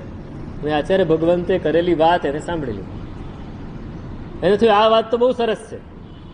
બીજે જ દિવસે એને દવા બધી ભેગી કરી, ચૂર્ણ લીધું અને પોતાના ઘરમાં એકલો, પોતાના ઘરની પાછળ વાડીમાં તળાવ હતું, એમાં નાખ્યું અને માછલીઓ પેદા થઈ. રોજ કરે છે. એટલા બધા માછલા એને બનાવ્યા અને રોજ બનાવીને વેચીને ખૂબ પૈસાવાળો થઈ ગયો. આચાર્ય ભગવાનને ખ્યાલ નહીં. માસકલ્પ પૂરો થયો તો વિહાર કરીને જતા રહ્યા. વળી પાછા વર્ષે 2 વર્ષે પાછા આવ્યા અને બિરાજમાન થયા છે. અને પેલા માછીવારને ખબર પડી કે આચાર્ય ભગવંત આવ્યા છે. એ તો પહોંચી ગયો, વંદન કર્યા. સાહેબ, આપની કૃપા થઈ, આપના આશીર્વાદ, હું આજે પહોંચતો થઈ ગયો, પહોંચતો ને પામતો થઈ ગયો. મને બહુ તકલીફ હતી, બહુ ગરીબ હતો. આચાર્ય ભગવાનને અંદરથી હાહાકાર થઈ ગયો કે મારી એક ભૂલ અને આ માણસે કેટલા જીવોની હત્યા કરી નાખી અને હજી પણ એ કેટલાય જીવોની હત્યા કરશે. એને પૂછ્યું તે આ વસ્તુ કોઈને દેખાડી છે? તો કે ના, મેં કોઈને હજી સુધી દેખાડી નથી. તારા પુત્રને, તારા કુટુંબીજનોને ના, કોઈને નહીં, હું એકલો જ કરું છું. બહુ સરસ. પણ ભાઈ આ માછલામાં શું કમાવાનું? મૂકી દે. તો કે સાહેબ મારું ગુજરાત એનાથી ચાલે છે. હું તને બીજી વસ્તુ આપું, બીજું એક યોગ દેખાડું, બીજું ચૂર્ણ દેખાડું. એ તું પાણીમાં નાખીશ ને તો રત્નો, મોતીઓ એ બધું નીકળશે. આ માછલાને છોડી દે, કોઈને કહેતો પણ નહીં, આ વાત ભૂલી જશે. સારું, ગુરુ ભગવાન તેને બીજો યોગ દેખાડ્યો. એ ચૂર્ણ લઈને આવ્યો. બધાએ રાત્રે સૂઈ ગયા હતા ત્યારે તળાવમાં જઈને એને જેવું નાખ્યું ને અંદરથી સિંહ ઉત્પન્ન થયો. શું ઉત્પન્ન થયું? અને સિંહ સીધો કૂદીને એની ઉપર એને ફાડી નાખ્યો, એને મારી નાખ્યો. સાવધ્ય કર્મ પોતાની એક ભૂલથી થયેલું, અને હવે જો એ માછીમાર જીવતો રહે તો આખી જિંદગી આ કરવાનું છે. કેટલી બધી હિંસા થાય. એટલે બહુ પાપ રોકવા માટે નાનું પાપ થોડું કરવું પડે, એ શાસનના હિત માટે. અને એવા આચાર્ય ભગવંત જ કરી શકે, આપણા જેવા લોકો ના કરાય. તો એમણે આવું કામ કર્યું અને પેલા માછીમારને પૂરો કરી નાખ્યો. પોતે કાંઈ નથી કર્યું, એ ચૂર્ણથી થઈ ગયું. તો આ યોનિ પ્રાવૃત, પાદલિપ્ત સૂરી ભગવંત આ યોનિ પ્રાવૃતમાં નિષ્ણાત હતા. બીજું છે નિમિત્ત પ્રાવૃત, એટલે જ્યોતિષ શાસ્ત્ર. તો એક આચાર્ય ભગવંત હતા દેવેન્દ્ર સુરી. શ્રમણસિંહ સુરી નામના આચાર્ય ભગવંત, એમના શિષ્ય હતા દેવેન્દ્ર સુરી. એ એક નગરમાં બિરાજમાન. હવે નગરમાં એ રાજ્યમાં કેવી વ્યવસ્થા હતી કે વરસાદ પડે, એનું પાણી પડે તો જ એ રાજ્યનું કામ ચાલે. આજુબાજુમાં કોઈ નદી નહોતી, કોઈ તળાવ નહોતું, અને વરસાદનું કંઈ ઠેકાણું નહીં. પડે તો એક સાથે એટલો બધો પડે કે પૂર આવી જાય, અને ન પડે તો દુષ્કાળ જ આવે. એટલે રાજા વિચારે છે કે મારે એવા કોઈ જાણકારને પૂછવું છે કે જે ક્યારે વરસાદ પડશે અથવા નહીં પડે, તો અમે એ રીતે વ્યવસ્થા કરી. એટલે એને બધાએ નગરના જેટલા પણ જ્યોતિષ શાસ્ત્રના અને મંત્રતંત્રના જાણકાર હતા બધાને ભેગા કર્યા કે મને તમે આનું પ્રિડિક્શન કહો કે વરસાદ ક્યારે પડશે. બહુ જોરદાર વરસાદ પડે છે ત્યારે અમે હારી જઈએ છીએ, વરસાદ નથી પડતો ત્યારે થાકી જઈએ છીએ, કરવું શું? બધાએ ઘણી મહેનત કરી પણ કોઈ સાચી વાત જણાવી ના શક્યું, પરફેક્ટ ટાઈમિંગ ના આપી શક્યું કે આ ટાઈમે વરસાદ પડશે અથવા દુષ્કાળ પડશે, કાંઈ નહીં કરી શકે. ત્યારે મંત્રીએ કહ્યું કે જૈન સાધુઓ આ બાબતમાં બહુ નિષ્ણાત હોય છે, જૈન સાધુઓ આ બાબતમાં એકદમ પરફેક્ટ હોય છે, કોઈ જૈન સાધુને પૂછો. શ્રાવકોને બોલાવ્યા કે તમારા કોઈ આચાર્ય ભગવંત છે? તો કે હા, શ્રમણસિંહ સુરી મહારાજ છે. તો એમને કહો કે મારે આવો પ્રશ્ન છે, એનો જવાબ એ મને આપે. શ્રાવકો આચાર્ય ભગવંત પાસે ગયા. આચાર્ય ભગવંતે પોતાના શિષ્ય દેવેન્દ્ર સુરીને કહ્યું કે તમે નગરના રાજાની સભામાં જાઓ અને એ પ્રશ્ન પૂછે તો એને કહેજો કે હું સાચો જવાબ તો કદાચ નહીં આપી શકું, પણ એની નજીકનો જવાબ આપી શકીશ. પૂરેપૂરું મને ખ્યાલ નથી આવતો. કેમ સાહેબ એવું? આપણે તો સાચો જવાબ આપવાનો હોય ને. તો કે આપણે સાચો જ આપવો છે, પણ આપણે એને એમ કહેવું છે કે હું સાચો જવાબ નહીં આપી શકું. પણ કારણ તો કે આજે આ પ્રશ્ન પૂછે છે, આપણે એક સાચો જવાબ આપશું ને તો કાલે બીજો પૂછ, પછી ત્રીજો પૂછ. આપણો સ્વાધ્યાય સીધાશે. સાધુપણામાં સ્વાધ્યાય અને ધ્યાન સાધના એ મહત્વના છે. રાજાનો રાજીપો મહત્વનો નથી. રાજા રાજી થઈ જશે તો શું આપશે આપણને?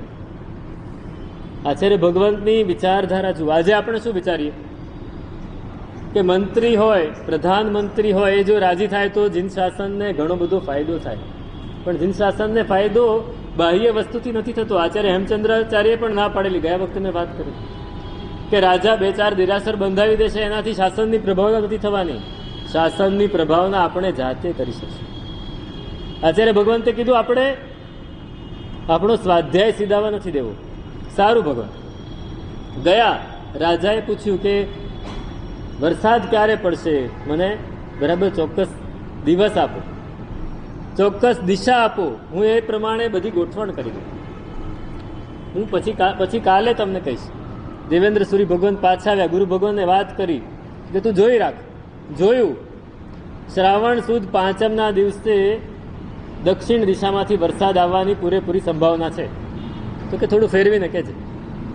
ગયા રાજસભામાં શ્રાવણ સુદ 5મના દિવસે વરસાદ આવશે, ઉત્તર દિશામાંથી આવશે. શું કીધું? ઉત્તર દિશા. શ્રાવણ સુદ 5મ આવી, વરસાદ જોરદાર પડ્યો, પણ આવ્યો દક્ષિણ દિશામાંથી. એટલે રાજા રાજી થઈ ગયો કે આચાર્ય ભગવાન કેટલા તેજસ્વી છે, એમને ખબર પડી ગઈ. ફરી વિનંતી કરી, પધારો. ગયા તો કે તમે બધી વાત સાચી કરી, પણ દિશા બદલાય. તો કે મેં પહેલેથી કહેલું, મને પાક્કું નથી જણાતું. એટલે હવે શું થયું? આદર થોડો ઓછો થઈ ગયો, એટલે બીજી વાર પ્રશ્ન નહીં પૂછે. એટલે સ્વાધ્યાય કોઈ દિવસ સીધાય નહીં. આ નિમિત્ત પ્રાવૃત, એ પણ પાદલિપ્ત સૂરી ભગવંતને આવડતું હતું. ત્રીજું છે વિદ્યા મંત્ર પ્રાવૃત, વિદ્યા પ્રાવૃત. એ ખપુટાચાર્ય, આચાર્ય ખપુટ નામના એક આચાર્ય ભગવંત હતા. વિક્રમની 1લી સદીમાં એ ભરૂચમાં બિરાજમાન, ભરૂચમાં. અને એમનો એક શિષ્ય, એમનો ભાણેજ ભુવન નામનો, એ એમની સાથે એટલો બધો તેજસ્વી કે આચાર્ય ભગવાન જે બોલે ને એ સાંભળીને યાદ રાખે, બધી વિદ્યાઓ એને આવડે. એમાં બન્યું એવું કે એક નગરમાં સાધુ ભગવંતો ઘણા હતા અને ત્યાં કોઈક વાદી વાદ કરવા આવ્યો. તો એક સાધુ ભગવંતે એની સાથે વાદ કરીને એને હરાવ્યો. પેલાને એટલું બધું ખરાબ લાગ્યું, એટલું બધું એનું અભિમાન ઘવાઈ ગયું કે એને આપઘાત કરી નાખ્યો. આપઘાત કરીને યક્ષ બન્યો, વડ્ડકેર નામનો.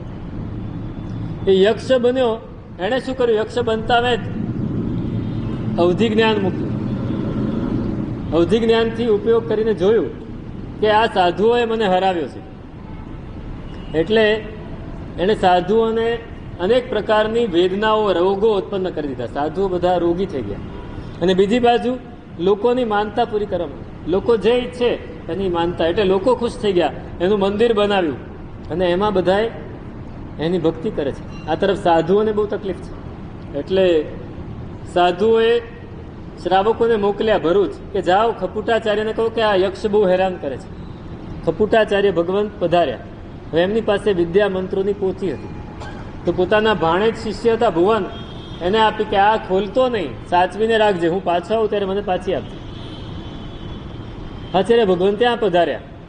ગયા સીધા પેલા યક્ષના મંદિરમાં જઈને એને એક જોરથી થપાટ મારી, એટલે પેલાનું મોઢું આમ ફરી ગયું.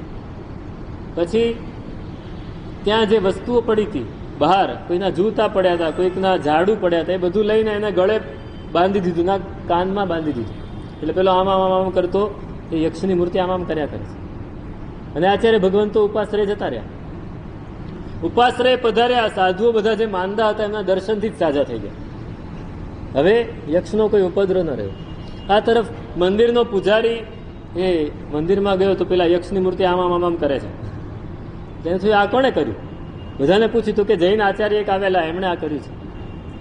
એટલે એને જઈને રાજાને ફરિયાદ કરી કે આપણા યક્ષ, બધાને યક્ષ ઉપર ભાવ હતો કે બધાની ઈચ્છા પૂરી કરે છે, માનતા પૂરી કરે છે. રાજાને ફરિયાદ કરી. રાજા ગુસ્સે થયો. પોતાના માણસોને લઈને પેલા હન્ટર કોરડા લઈને મોકલ્યા કે આચાર્ય કોણ છે એને મારો. જઈને ગયા બધા. આચાર્ય ભગવાનને પકડ્યા અને હન્ટર મારે છે.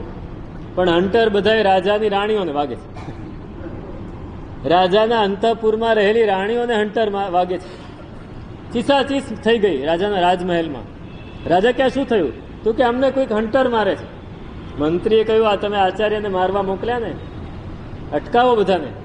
અટકાવ્યા તો અહીંયા મારતા બંધ થઈ ગયું. રાજા દોડતો આવ્યો, પગે પડી ગયો, સાહેબ માફ કરો, મેં ભૂલ કરી. તો કે કાંઈ વાંધો નહીં, હવેથી ન કરતા. હવેથી જૈન સાધુઓ ઉપર સહેજ પણ આંગળી ઊંચી ના કરતા. સારું ભગવાન. એ વાત તો પૂરી થઈ. પણ પેલાને પેલી પોથી આપીને આવેલા ને, એણે પોથી ખોલી નાખી. પહેલો જ મંત્ર લખ્યો તો ભિક્ષાનો. ભિક્ષા સાધુએ લેવા જવી હોય એનો એક મંત્ર હતો કે ભિક્ષા લેવા જવાની જરૂર નહીં. પોતાના પાત્રાને મંત્રથી અધિષ્ઠિત કરે ને તો પાત્રું આકાશ માર્ગે શ્રાવકના ઘરમાં જઈ ભિક્ષા લઈને પાછું આવે. શું થાય? પેલો મંત્ર જપવા બેઠો સાધુ. બીજા સાધુ આવીને કહે કે ભાઈ આ મંત્ર પોથી ખોલવાની નથી, તમારે મને કાંઈ નહીં કહેવાનું. તમે તો મને લુખી સૂકી ગોચરી લાવીને આપો છો, મને તો મિષ્ટાન્ન ખાવું છે ને મને આ મંત્રથી મળશે. સાધુએ ઘણો સમજાવ્યો, પેલો માન્યો નહીં. એ પોથી લઈને ઉપડી ગયો. અને ભરૂચમાં હતા ને, બૌદ્ધોનું જોર ઘણું હતું. બૌદ્ધોના મઠમાં પહોંચી ગયો. પેલા લોકોએ જોયા જૈન સાધુ આપણે ત્યાં આવે છે, ખૂબ આગતા સ્વાગતા કરી, એને સરસ આસન આપ્યું, બેસાડ્યા, એની ભક્તિ કરી. પેલો કે મારે સરસ વસ્તુ ખાવી છે, હમણાં લઈ આવીએ, તમે નહીં જતા, આ મારી પાસે વિદ્યા છે, તમારા પાત્રા મૂકો અહીંયા. એને વિદ્યાનો મન પાઠ કર્યો અને પાત્રા આકાશમાં ઉડ્યા. શ્રાવકોને કહેલું, બૌદ્ધ શ્રાવકોને, તમે આ પાત્રા ભરી દેજો, પાત્રા પાછા આવી જશે. પાત્રા બધા ભરાઈને પાછા આવ્યા. લોકો જોતા રહી ગયા, બૌદ્ધ સાધુઓની શક્તિ કેટલી બધી. આખરે શક્તિ તો જૈન સાધુની હતી, પણ બૌદ્ધ સાધુઓની શક્તિ કેટલી. બધે બૌદ્ધ દર્શનનો જય જયકાર થઈ ગયો કે જૈનોમાં આવું કોઈ નથી. એટલે જૈનો મૂંઝાય, આપણે શું કરવું? કપૂટાચાર્ય તો ત્યાં ગયા છે. કપૂટાચાર્યને વિનંતી કરી કે સાહેબ પધારો, આ તકલીફ પડી છે, આપના ભાણિયાએ આ બધું ગડબડ કરી છે. આચાર્ય ભગવંત ત્યાંથી નીકળ્યા. એ નીકળવા ગયા તો પેલા સાધુ કે આ યક્ષ અમને હેરાન કરશે, તમે જશો એટલે. તો હેરાન નહીં કરે, હું એને પાઠ ભણાવીને આવું છું. યક્ષના મંદિરે ગયા. યક્ષને કીધું એ ચાલ. આચાર્ય ભગવાન ચાલે છે, એની પાછળ યક્ષની મૂર્તિ ચાલે છે. એની પાછળ આજુબાજુના મંદિરોમાં જે મૂર્તિઓ હતી એ પણ ચાલવા માંડી. બધા એની પાછળ ને પાછળ ચાલતા જાય છે.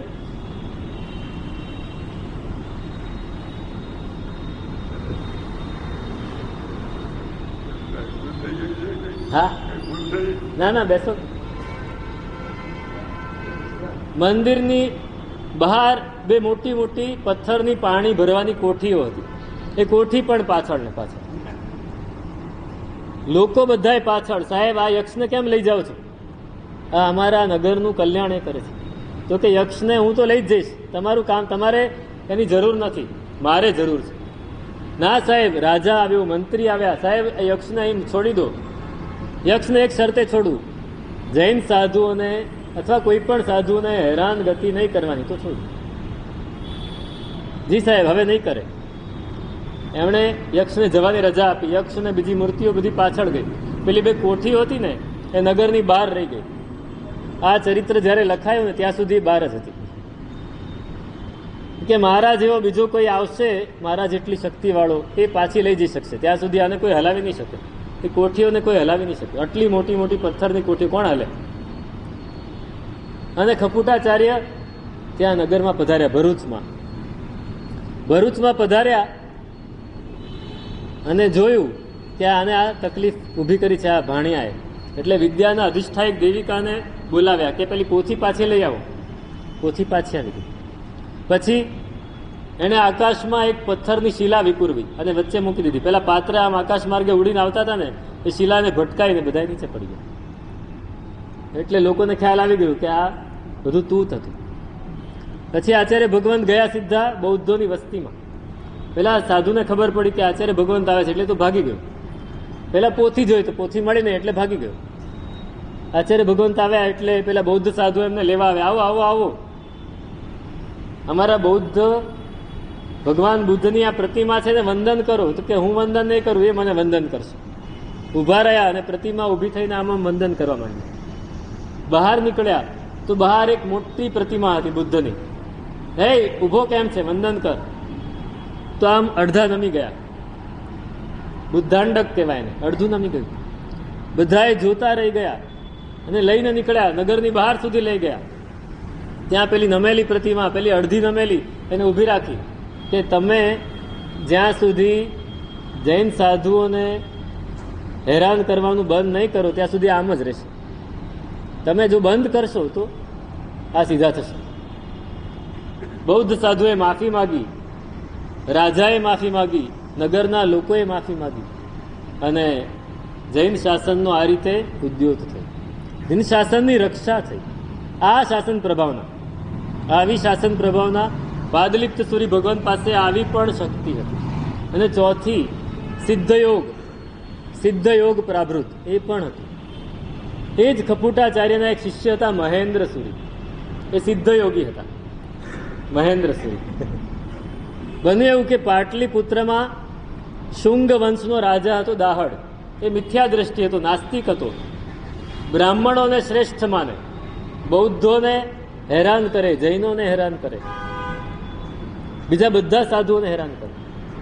એણે નક્કી કર્યું કે બ્રાહ્મણો એ જ શ્રેષ્ઠ છે, બધાએ બ્રાહ્મણોને નમસ્કાર કરવાના. જે બ્રાહ્મણોને નમસ્કાર નહીં કરે એને હું મારી નાખીશ. શ્રાવકો બધાએ નમસ્કાર કરી આવ્યા, સાધુઓ કોઈને નમસ્કાર ના કરે. સાધુઓને આદેશ કર્યો, સાધુઓ પણ નમસ્કાર. તો કે અમે સાધુઓ કોઈ દિવસ કોઈને હેરાન પણ નથી કરતા, કોઈનું અપમાન પણ નથી કરતા, પણ અમે કોઈને નમસ્કાર ના કરીએ. અમારા આચાર્ય ભગવંત અને અમારા જિનેશ્વર ભગવંત એ સિવાય કોઈને અમે વંદન ના કરીએ. તમારે બ્રાહ્મણોને વંદન કરવા પડશે. શું કરવાનું? તરત જ મહેન્દ્ર સૂરી મહારાજને કેવડાવ્યું. મહેન્દ્ર સૂરી મહારાજ આકાશ માર્ગે આવ્યા આવ્યા, રાજસભામાં ગયા. રાજા કે આને વંદન કરો આ બ્રાહ્મણોને. બ્રાહ્મણોને બેસાડે બંને બાજુ. તો કે વંદન, એ લોકો મારું વંદન સહન નહીં કરી શકે. મેં કહ્યું ને વંદન કરો, પછી તમે મને કંઈ નહીં કહેતા. હું વંદન તો કરીશ, પણ એ મારું વંદન સહન નહીં કરી શકે. જે થવું એ થાય. એમના હાથમાં 2 સોટી હતી કણેરની. કણેર હોય ને એની સોટી એકદમ ઓછી હોય. એમને આમ કરીને આમ ફેરવી, આ બાજુ ફેરવી તો આ બાજુ બધા બ્રાહ્મણના ડોકા નીચે પડી ગયા. આ બાજુ ફેરવી તો ત્યાં બેઠેલા બ્રાહ્મણોના ડોકા નીચે પડી ગયા. હાહાકાર મચી ગયો. આખા નગરમાં લોકો બધા આવીને કહેવા માંડ્યા કે જૈન સાધુને તમે વંદન કરાવો છો, એ લોકો કોઈ દિવસ કોઈને વંદન ના કરે. રાજા વિલખો પડી ગયો. આ શું થયું? બધા જ બ્રાહ્મણોના મસ્તક નીચે પડી ગયા છે. રાજા પગે પડી ગયો, સાહેબ માફી આપો, મેં આ ભૂલમાં કર્યું. તો કે ભૂલમાં કર્યું, હવે સજા તો સાચી જ મળવાની છે. મેં કંઈ નથી કર્યું. જીન શાસનના અધિષ્ઠાયિકા દેવી દેવતાઓએ આ કર્યું છે. માફી માગવી હોય તો માગો, પણ હવે આમાં કંઈ ફેર નથી પડવાનો. એણે ઘણી માફી માગી, સાહેબ કંઈક કરો, આને સાજા કરો. આ બધા લોકોને હું જવાબ શું આપીશ? ત્યારે આકાશવાણી થઈ કે જે આ બધા જ બ્રાહ્મણો એ જો સાધુ બનવાનું તમે એને હા પાડો, રજા આપો, એને સાધુ બનાવવાની તમે પરવાનગી આપો તો એ જીવતા થશે. પરવાનગી આપી અને એમને બીજી પેલી સોટીથી આમ ફેરવી તો પાછા બધાના ડોકા ગોઠવાઈ ગયા ગળા ઉપર. બધા એને દીક્ષા આપી. બધા જ બ્રાહ્મણોને જૈન બનાવીને દીક્ષા આપી. આ મહેન્દ્ર સુરી, આવી શક્તિ પાદલિપ્ત સુરી મહારાજમાં હતી. દરરોજ 5 તીર્થની યાત્રા કરે. ભરૂચમાં આજે બ્રાહ્મણોને દીક્ષા આપી હતી ને, એના લીધે બધા એના સગાવાલાઓ બહુ ગુસ્સે થયેલા, એટલે જૈનોને બહુ હેરાન કરે. તો પાદલિપ્ત સુરી મહારાજ રોજ 5 તીર્થની યાત્રા કરે. કયા કયા?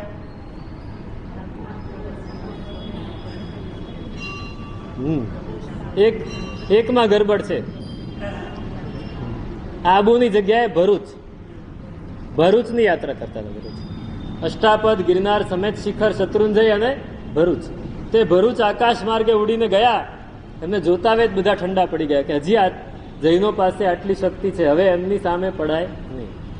આ પાદલિપ્ત સુરી મહારાજ વિહાર કરતા કરતા એકવાર ઢંકગીરી નામ સાંભળ્યું છે તમે?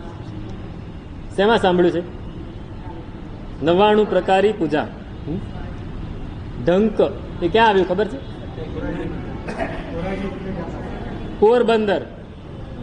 પોરબંદરની પાસે ઢાંક એ પર્વત છે. ઢાંક પર્વત એ પોતે વિહાર કરતા એ નગરમાં, ઢંક નગર છે, ત્યાં પધાર્યા છે. અને ત્યાં એક નાગાર્જુન નામનો યોગી રહે છે. એ નાગાર્જુન, એના પિતા એ રજપૂત હતા.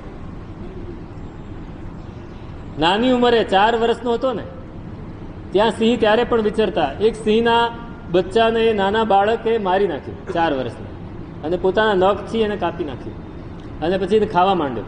તો એના પિતાએ ના પાડી કે આપણાથી આવા નખવાળા પશુને ખવાય નહીં, મૂકી દીધું. પણ આ જોઈને એક મહાપુરુષ સંત ત્યાંથી નીકળ્યા કે આ છોકરો મોટો થઈને બહુ મોટો યોગી બનશે. યોગી આખા દેશ વિદેશમાં બધે ફરી આવ્યો છે. એને એક લાય લાગી છે, મારે સુવર્ણ સિદ્ધિ કરવી છે, સુવર્ણ સિદ્ધિ. અને એને પોતાના જિંદગીના મહામૂલા વર્ષો સુવર્ણ સિદ્ધિ પાછળ હોમી દીધા, અને એને સુવર્ણ સિદ્ધિ મળી. સુવર્ણ સિદ્ધિ કેવી રીતે મળી? પારો હોય ને, પારાને થંભાવવો પડે. એણે બધું જ મેળવી લીધું, પણ પારો થંભતો નથી. પારો સ્તંભિત થવો જોઈએ, એ નથી થતો. એટલે એને દેવીની આરાધના કરી કે મારે પારો સ્તંભિત કરવો તો શું કરવાનું? તો કે કાંચી નગરીમાં જાઓ. કાંચી નગરીમાં એક શ્રાવક છે, એની પાસે સ્તંભન પાર્શ્વનાથ, એટલે મૂળ પાર્શ્વનાથ ભગવાનની પ્રતિમા છે. જ્યારે એનું નામ સ્તંભન પાર્શ્વનાથ નહોતું પડ્યું. એ પ્રતિમા લઈ આવો, નીલમના છે, નાનકડા. એને તમે રાખશો તો આ પારો સ્તંભિત થશે. એ ત્યાં જઈને આકાશ માર્ગે લઈ આવ્યો. એ પ્રતિમાને રાખ્યા. એની સામે એને સુવર્ણ સિદ્ધિ માટે પારાને સ્તંભિત કર્યો. પારો સ્તંભન પામ્યો એટલે પાર્શ્વનાથ ભગવાનનું નામ પડ્યું સ્તંભન પાસે. એ સ્તંભન પાર્શ્વનાથ ત્યારે નામ પડ્યું. પછી એને જમીનમાં દાટી દીધું અને પછી એને સુવર્ણ સિદ્ધિ કરી. એક ટીપું એ રસ 20 મણ લોખંડ ઉપર પડે તો બધું સોનું થઈ જાય, એટલી એની તાકાત. હવે એને ખબર પડી કે પાદલિપ્ત સૂરી ભગવંત આ મારા નગરમાં પધાર્યા છે, બહુ મોટા યોગી છે, બહુ જાણકાર છે. એટલે એણે પોતાના શિષ્યને પેલા રસનું કચોળું, કાચનું કચોળું ભરીને રસ મોકલ્યો કે આ એમને ભેટ આપજો. એ ગયો શિષ્ય આચાર્ય ભગવંત પાસે અને શિષ્યએ આ ભેટ આપ્યો. આ શું છે તો કે આ સુવર્ણ સિદ્ધિ છે. એક ટીપું 20 મણ લોખંડને સોનું બનાવી શકે. આટલું બધું હોય તો કેટલું થાય? પાદલિપ્ત સૂરી મહારાજે ઉપાડીને ઉપાશ્રયની દિવાલ ઉપર આમ ઘા કર્યો. બધો રસ ઢોળાઈ ગયો, કાચનો પ્યાલો ફૂટી ગયો. પહેલો શિષ્ય આભો બની ગયો કે આ માણસ કેવો છે અને આટલી એ પડી નથી, આટલી ઉત્તમ વસ્તુ મોકલી છે એને ફેંકી દીધી. પેલો કે તમે ચિંતા ના કરો.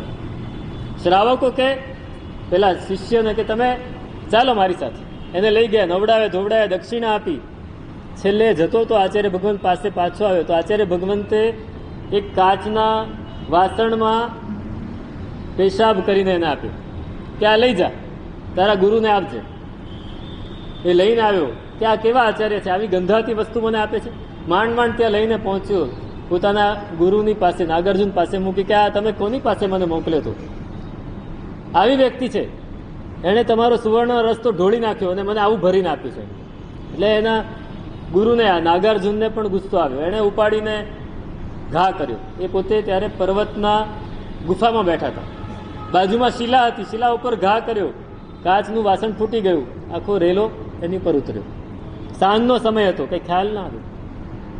રાત્રે જમવાનું હતું. બીજા શિષ્ય રસોઈ બનાવી. બરાબર શિલા પાસે જ એનો ચૂલો હતો, એને રસોઈ બનાવી, અગ્નિ પ્રગટાવી. સવારે ઉઠીને જોયું તો આખી શિલા સોનાની થઈ ગઈ. આખી મોટી શિલા સોનાની થઈ ગઈ. એને બોલાવ્યા ગુરુને કે આ કેમ થયું? ને ગુરુને યાદ આવ્યું કે આ પેલું મૂત્રનું પાત્ર હતું, મેં ઢોળ્યું તો જે ભગવંતના મળમૂત્રમાં પણ આટલી શક્તિ હોય એને સુવર્ણ સિદ્ધિની શું લેવા દેવા? તમે વિચારો કે એમની પવિત્રતા કેટલી હશે કે એમના મૂત્રમાં પણ આવી શક્તિ હતી. આપણે જે બોલીએ છીએ જલ્લૌષધિ, ખેલૌષધિ, આમર્ષૌષધિ, આ લબ્ધિ એ પાદલિપ્ત સૂરી ભગવંતના શરીરમાં હતી. એ ગાંડો બની ગયો કે આવા આચાર્ય ભગવંત. દોડ્યો, એમના પગે પડ્યો, મને માફ કરો, મેં આપના માટે ગમે તેવા વિચાર કર્યા, મને આપનો શિષ્ય બનાવો. દીક્ષા તો હું નહીં લઈ શકું, આપનો શિષ્ય બનીશ. શિષ્ય બન્યો. આચાર્ય ભગવંત રોજ 5 તીર્થોની યાત્રા કરીને આવે છે. એના પગ ધોવે છે. પગ ધોઈને પછી શું કરે? પાણી ફેંકી ના દે, એ પાણી ચાખે. ચાખીને એને નક્કી કર્યું કે આની અંદર 107 ઔષધિ છે. કેટલી બુદ્ધિ, કેટલી જોરદાર કે 107 ઔષધિ એણે નક્કી કરી અને 107 ઔષધિ ભેગી કરીને એને લેપ બનાવ્યો. લેપ લગાડીને પોતે ઉડવા જાય છે. ઉડે છે ખરો, પણ અડધેથી પાછો પડે છે. વારંવાર ઉડે ને પડે એટલે હાથ પગ છોલાઈ ગયા, વાગ્યું. તો એક દિવસ આચાર્ય ભગવંત કે આ કેમ વાગ્યું બધું? તો કે સાહેબ આ ઉડવાની કોશિશ કરું છું, ઉડાતું નથી. તો કે 107 તે ગોતી લીધી, હજી 108મી વસ્તુ એક બાકી રહી ગઈ. અને તારી બુદ્ધિ ઉપર મને ખૂબ ગર્વ છે કે તે 107 જાતે ગોતી લીધી. મારી 108મી તને હવે કેવી છે? એમાં બીજું કાંઈ નથી કરવાનું. ચોખાની કાંજીનું ધોવણ હોય ને, એમાં એ લેપ ભેગો કરીશ ને તો ઉડી શકીશ. અને પેલા લેપ બનાવ્યો ચોખાની કાંજી નાખીને અને ઉડવા માંડ્યો. આવા એ પાદલિપ્ત સૂરી મહારાજ. એ નાગાર્જુન એ જૈન શ્રાવક બન્યો. એણે પાલિતાણા શત્રુંજય ઉપર પાલિતાણા નગર એણે વસાવ્યું. પાદલિપ્ત સૂરીના નામે પાલિતાણા નગર વસાવ્યું. અને શત્રુંજય ઉપર અનેક પ્રતિમાઓની પ્રતિષ્ઠા આચાર્ય ભગવાનના હાથે કરાવી. પાદલિપ્ત સૂરી મહારાજના હાથે અનેક પ્રતિમાઓની પ્રતિષ્ઠા કરાવી. અને એણે પણ ઘણા બધા ગ્રંથો બનાવ્યા. પાદલિપ્તેશ્વરી મહારાજે જ્યારે પ્રતિષ્ઠા કરી મહાવીર સ્વામી પરમાત્માની, ત્યારે એમણે 2 ગાથાનું એક સ્તોત્ર બનાવ્યું, ગાહા જ્વલણ. મહાવીર સ્વામી ભગવાનની સ્તુતિરૂપ 2 ગાથા છે. એ 2 ગાથામાં આખી સુવર્ણ સિદ્ધિ અને આકાશ ગમનની વિદ્યા બંનેના વિધિ એમાં બતાડ્યું છે. પણ એ કોઈને ખ્યાલ ના આવે, જેની પાસે આમનાય હોય, પરંપરા હોય, એને જ ખ્યાલ આવે. તો આવા એ પાદલિપ્તેશ્વરી મહારાજ જેવા મંત્ર શાસ્ત્રમાં, મંત્ર તંત્ર જ્યોતિષ આ બધામાં વિદ્વાન હતા, એમણે એક ગ્રંથ બનાવ્યો છે કલ્યાણ કલિકા. શું નામ? કલ્યાણ કલિકા. જ્યોતિષ શાસ્ત્રનો મહાન ગ્રંથ છે. અને એ જ કલ્યાણ કલિકાનો બીજો એક ભાગ છે, એમાં બધા વિધિ વિધાનો છે. આપણે જે અંજન શલાકા, પ્રતિષ્ઠા આ બધું કરાવીએ, એના વિધિ વિધાનો એ કલ્યાણ કલિકા એમાંથી મળે. આજે પણ એ કલ્યાણ કલિકાને અનુસારે ઘણા લોકો વિધિ કરાવે છે, પ્રતિષ્ઠા કરાવે છે. આવા તો એમને અનેક ગ્રંથો બનાવ્યા. અને એમનો મુખ્ય ગ્રંથ છે તરંગ લોલા. તરંગ લોલા નામની એક કથા છે પ્રાકૃત ભાષામાં, તરંગવતી કથા. તમે નામ કદાચ સાંભળ્યું હોય તો. ભગવાન મહાવીરના શાસનમાં એક શ્રાવક થયા, એની દીકરીનું નામ હતું તરંગવતી. અને એક શ્રેષ્ઠી પુત્ર સાથે એને પ્રેમ થયો અને બંને જણા ભાગ્યા છે ઘર છોડીને. પછી પાછા એને કોઈક આદિવાસી મ્લેચ્છો એને ઉપાડી ગયા છે, ત્યાંથી એ પાછા ફરે છે. અને પછી બંનેના લગ્ન થાય છે, સંતાનો થાય છે. અને પછી એને વૈરાગ્ય જાગે છે, બંને જણા દીક્ષા લે છે. અને દીક્ષા લીધા પછી એ સાધ્વીજી કોઈના શ્રેષ્ઠીના ઘેર ગયા છે ગોચરી વોરવા. અને એટલા બધા રૂપવંત છે, એટલા રૂપાળા છે કે શ્રેષ્ઠીની પત્ની, એમની દીકરીઓ, એમની વહુઓ બધા ભેગા થઈને કહે છે કે આપે દીક્ષા શા માટે લીધી? આપ આટલા રૂપાવાળા છો. ત્યારે પોતાના જીવનની આખી વાત કરે છે. એ વાત આખી તરંગ લોલા કથામાં આલેખાયેલી છે. એ તરંગ લોલા કથા એટલી જોરદાર બનાવી, પ્રાકૃત ભાષાની સૌથી પહેલી કથા, કે એની કમ્પેરિઝન કોઈ ના કરી શકે, એની તુલના કોઈ ના કરી શકે, એના જેવું કોઈ બનાવી ના શકે. એટલા સરસ અલંકારો, એટલા સરસ છંદો, એટલા સરસ રસ એના અંદર પીરસ્યા છે પાદલિપ્તેશ્વરી મહારાજે કે આપણે એની કલ્પના ન કરી શકીએ. પણ આપના કમ ભાગ્ય કે કથા મળતી નથી. પણ એનો સંક્ષેપ કરેલો છે આચાર્ય ભગવંત બીજા, સંક્ષિપ્ત તરંગ વહી કહા, એ મળે છે. એના ઉપરથી ખ્યાલ આવે કે આ સંક્ષેપ કરેલી આટલી સરસ હોય તો મૂળ કેવી હશે, મૂળ કથા કેવી હશે. આવા એ પાદલિપ્તેશ્વરી મહારાજ એ વિહાર કરતા કરતા પધાર્યા છે મહારાષ્ટ્ર, મરાઠા દેશ. ત્યારે મહારાષ્ટ્રને પેલું પ્રતિષ્ઠાનપુર, પૈઠણ, આજનું જે પૈઠણ છે ત્યાં પધાર્યા છે. ત્યાં શાલિવાહન નામનો રાજા છે. એ શાલિવાહન રાજા પાસે 4 પંડિતો આવ્યા. એ 4 પંડિતોએ 1 લાખ શ્લોક પ્રમાણ ગ્રંથો બનાવ્યા હતા. એક આયુર્વેદનો આચાર્ય હતો, એક સાહિત્યનો આચાર્ય હતો, એક ન્યાયશાસ્ત્રનો આચાર્ય હતો, અને એક હતો જ્યોતિષશાસ્ત્રનો આચાર્ય. એ 4 જણા આવ્યા કે અમારે આ શ્લોકો, અમે ગ્રંથો બનાવ્યા છે, અમારે તમને સંભળાવવા છે. તો કે આ 1 લાખના શ્લોકો હું સાંભળું કે રાજકાજ કરું? મને કંઈક સંક્ષેપ કરી આપો. તો 50,000 કરી નાખ્યા, અડધા કરી નાખ્યા. આટલું બધું ના સંભળાય. છેલ્લે 1 શ્લોક ઉપર આવી ગયા, ઓછું કરતા કરતા. તો કે નહીં, હજી ઓછું કરો. 1 પાદ ઉપર આવ્યા, 1 ચરણ.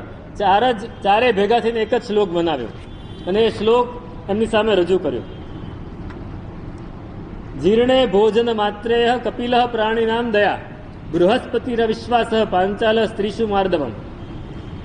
4 શાસ્ત્ર હતા: વૈદ્યશાસ્ત્ર, ધર્મશાસ્ત્ર, કામશાસ્ત્ર અને રાજનીતિ. તો એને ચારેના માટે 1 પાદ. કે જીર્ણે, વૈદ્યશાસ્ત્ર વાળું શું કહે છે? આયુર્વેદ વાળું, કે જ્યારે એક જ નિયમ છે, ભોજન, આગલું ભોજન કરેલું એ પચી જાય પછી નવું કરવું. જો એ પચ્યા પહેલા નવું કરો તો તમને રોગ થવાનો. આ એનું રહસ્ય છે. ધર્મશાસ્ત્રનું રહસ્ય શું? તો કે કપિલ પ્રાણીનામ દયા, પ્રાણીઓની પર દયા રાખવી, તે ધર્મશાસ્ત્રનું રહસ્ય છે. રાજનીતિનું રહસ્ય શું? તો કે કોઈની પર વિશ્વાસ ન કરવો, કોઈની પર વિશ્વાસ ન કરવો. અને કામશાસ્ત્રનું રહસ્ય શું? તો કે સ્ત્રીઓ ઉપર કોમળતા રાખવી. પાંચાલ સ્ત્રીષુ માર્દવમ, એ 4 મહાપંડિતોને રાજસભામાં જગ્યા આપી. હવે પાદલિપ્ત સૂરી ભગવંત વિહાર કરતા કરતા એ બાજુ નીકળ્યા છે અને એ રાજા જે છે ને શાલિવાહન, એની મુખ્ય સેવિકા છે ભોગવતી. એ પાદલિપ્ત સૂરી મહારાજને પોતાના ગુરુ માને છે. આ 4 પંડિતો રોજ આવીને નવા નવા શ્લોકો કહે, નવી નવી વાતો કરે, બધાએ રાજી થાય. પણ પેલી મુખ્ય સેવિકા છે એ પણ પંડિત છે, એ કોઈ દિવસ હા ન ભણે. તો કે કેમ? તો કે મારા ગુરુ આટલા વિદ્વાન છે, એની સામે આ બધા તો તુચ્છ છે. તો તારા ગુરુ છે કોણ? તો પાદલિપ્ત સૂરી. એ ક્યાં છે? તો કે આ બાજુ જ છે. વિનંતી કરો. વિનંતી કરી પધાર્યા, નગરમાં પધારી રહ્યા છે. આ 4 પંડિતોને ઈર્ષ્યા થઈ ગઈ. 4 પંડિતોને ઈર્ષ્યા થઈ કે આ આવશે તો અમારું, એટલે એને છે ને છલોછલ ઘી ભરેલો વાટકો મોકલ્યો કે અહીંયા પંડિતોથી આ નગર ભરેલો છે, તમારી કોઈ જગ્યા નથી. તો આચાર્ય ભગવંતે એક 100 એમાં મૂકી. 100 તો અંદર જતી રહે. પેલા પારસીઓ આવે ત્યારે હતું દૂધનો વાટકો મોકલ્યો તો એમાં એમને ખાંડ નાખીને આમણે અંદર 100 મૂકી કે હા તમારા ઘી જેવા પંડિતોની વચ્ચે હું 100 જેવો આવીને રહી જઈશ. એટલે પંડિતો એકદમ મૂંઝાઈ ગયા કે આને કઈ જવાબ આપી શકાય એવું નથી. પધાર્યા. રાજા બહુ રાજી થઈ ગયો એમની વાતો સાંભળીને. દરરોજ નવી નવી વાતો કરે છે. એમાં એમણે આ તરંગ લોલા કથા રાજાને સંભળાવી. રાજા કે આવા ભાવો કોઈ દિવસ અમે સાંભળ્યા નથી, આને ગ્રંથબદ્ધ કરવું છે. ત્યારે પેલો પંચાલ કવિ કહે છે, બહુ તેજસ્વી હતો એ પણ, એ કહે છે કે આ તમે જે કથા બનાવી છે ને એમાં તો મારા શાસ્ત્રોમાંથી ઘણા પદાર્થો તમે લીધા છે, તમે તમારી પોતાની નથી બનાવી. એમ કહીને પોતાના મૂળ એ વિદ્વાન હતો, એને પોતાના શાસ્ત્રમાં આચાર્ય ભગવાનની કથાના ભાવોને ગૂંથી લીધેલા, એટલે દેખાડ્યા. એટલે લોકો બધાએ કે આ નક્કી આ આચાર્ય ભગવંતે ચોરી કરી છે. ઠેર ઠેર આચાર્ય ભગવાનનું નામ બગડ્યું. આચાર્ય ભગવાન બહુ સ્વસ્થ છે, એને કોઈ ચિંતા નથી. પોતાના ઉપાશ્રય પધાર્યા અને જાહેર કર્યું કે જીન શાસનનું નામ બગડે એની બદલે મારે મરી જવું મંજૂર છે, હું મરી જઉં છું, હું સમાધિ લઉં છું. અને જે આમ વાત કરે ત્યાં ઢળી પડ્યા. લોકો બધા ભેગા થઈ ગયા. આચાર્ય ભગવાન ગયા. આચાર્ય ભગવાન ગયા. બધાએ પાલખી બનાવીને લઈને નીકળ્યા છે ત્યારે પેલો પાંચાલ કવિનું ઘર આવ્યું. એ બહાર આવ્યો. અરે રે રે, મારા લીધે મેં એક ઈર્ષ્યા કરી, હું ખોટું બોલ્યો અને મારા લીધે આમનો જીવ ગયો. એમને પ્રાયશ્ચિતમાં પોતાનો જીવ આપી દીધો.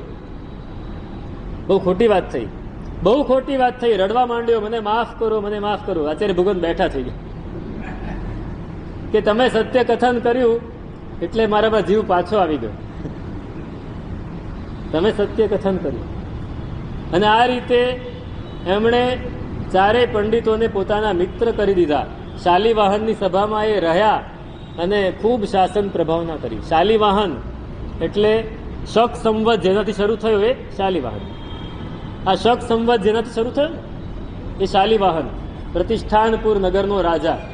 એ જમાનામાં એ શક રાજાનું આખા ભારત ઉપર વર્ચસ્વ હતું.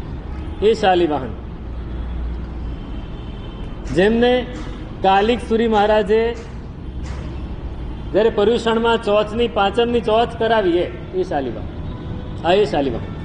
તો એ પાદલિપ્ત સુરી મહારાજ એમણે એ રાજાને પ્રતિબોધ પમાડ્યો અને સમય આવ્યો ત્યારે ત્યાંથી નીકળ્યા. શત્રુંજય ગિરિરાજ ઉપર પધાર્યા. ત્યાં સિદ્ધશિલા છે.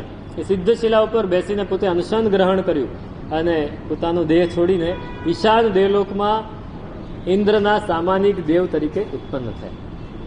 આવા એ પાદલિપ્ત સુરી મહારાજ જેમણે શાસન પ્રભાવના કરી. આજે પાલિતાણા નગર આપણને જે મળ્યું, બાકી શત્રુંજયની ઉપર ગમે ત્યારે આક્રમણો આવતા હતા, પણ પાલિતાણા નગર બન્યા પછી આક્રમણો ઓછા થયા.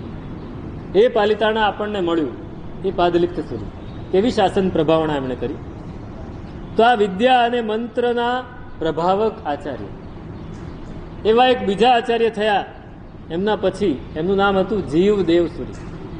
મૂળ વાત એવી હતી કે એક શ્રાવક, એના 2 દીકરા, એક મહીધર અને એક સુવર્ણધર. એમાં જે નાનો છે, નહીં, મહીધર અને કીર્તિધર, કીર્તિધર બહુ તોફાની, મહીધર બહુ ડાયો. બંને આખો દિવસ ભણે ગણે પણ તોફાન પેલો બહુ કરે. એટલે પિતાએ એને ઠમઠોર્યો, ઠપકો આપ્યો, એટલે એને ખોટું લાગી ગયું, નાસી ગયો અને દિગંબર આચાર્ય સુવર્ણ કીર્તિ નામના હતા, એમની પાસે જઈને એને દીક્ષા લઈ લીધી. ત્યાં મૂળે તેજસ્વી તો હતો જ, ભણ્યો ગણ્યો, ખૂબ ભણ્યો, અને ભણ્યા પછી ગુરુ ભગવંતે એને પરકાય પ્રવેશની વિદ્યા આપી, ધર્ણેન્દ્ર પદ્માવતી કલ્પ આપ્યો. આ બધી વસ્તુ એને આપી એટલે એકદમ અજેય બની ગયો. આચાર્ય પદવી નામમાં કદાચ ભૂલ થાય છે.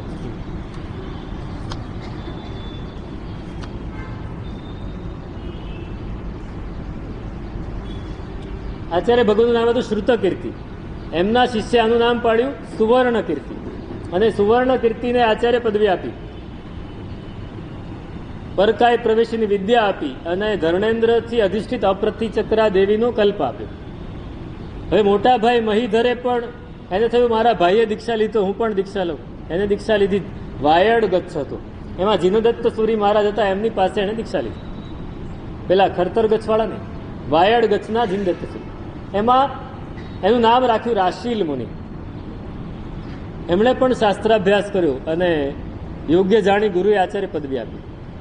હવે આ તરફ માતાને થયું કે આ બંને દીકરા અલગ અલગ, એક શ્વેતાંબરમાં એક દિગંબરમાં, બંને સાથે રહે તો સારું.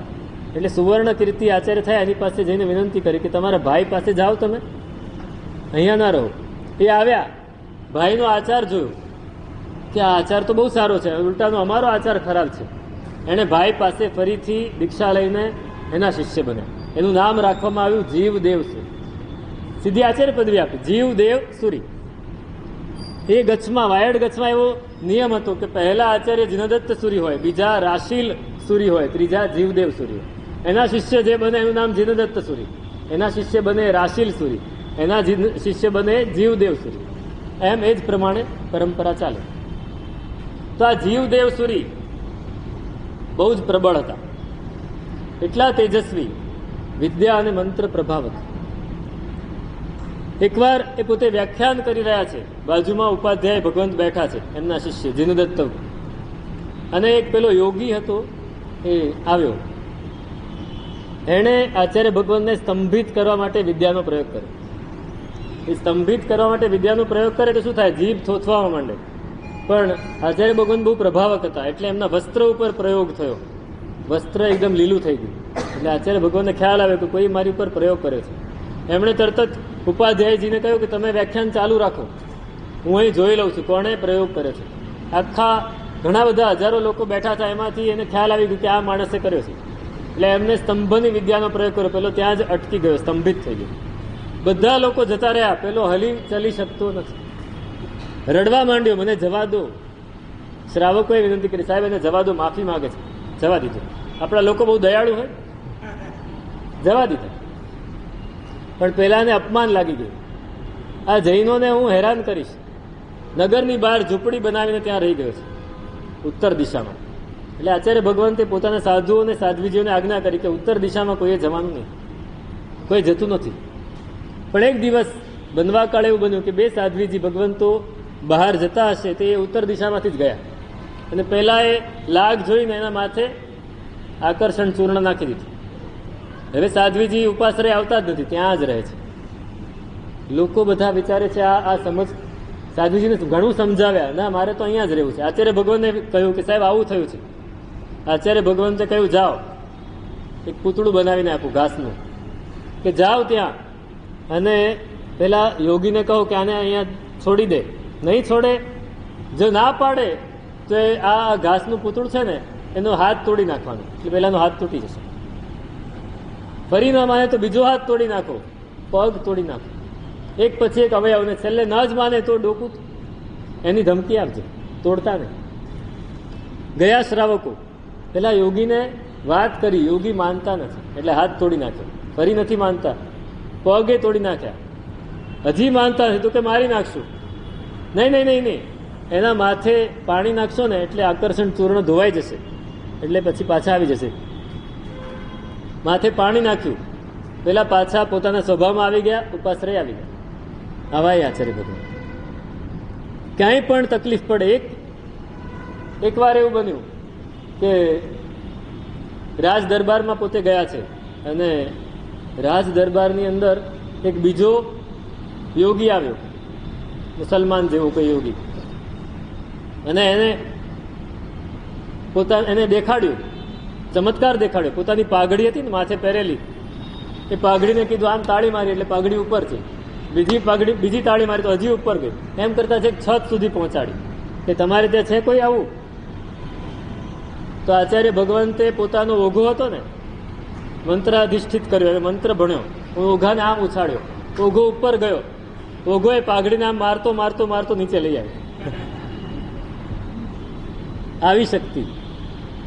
આવી શક્તિ યોગીએ આચાર્ય ભગવંતને હેરાન કરવા માટે કોઈ વસ્તુ બાકી ન રાખી, પણ આચાર્ય ભગવંતે બધી જ જગ્યાએ શાસનની રક્ષા કરી.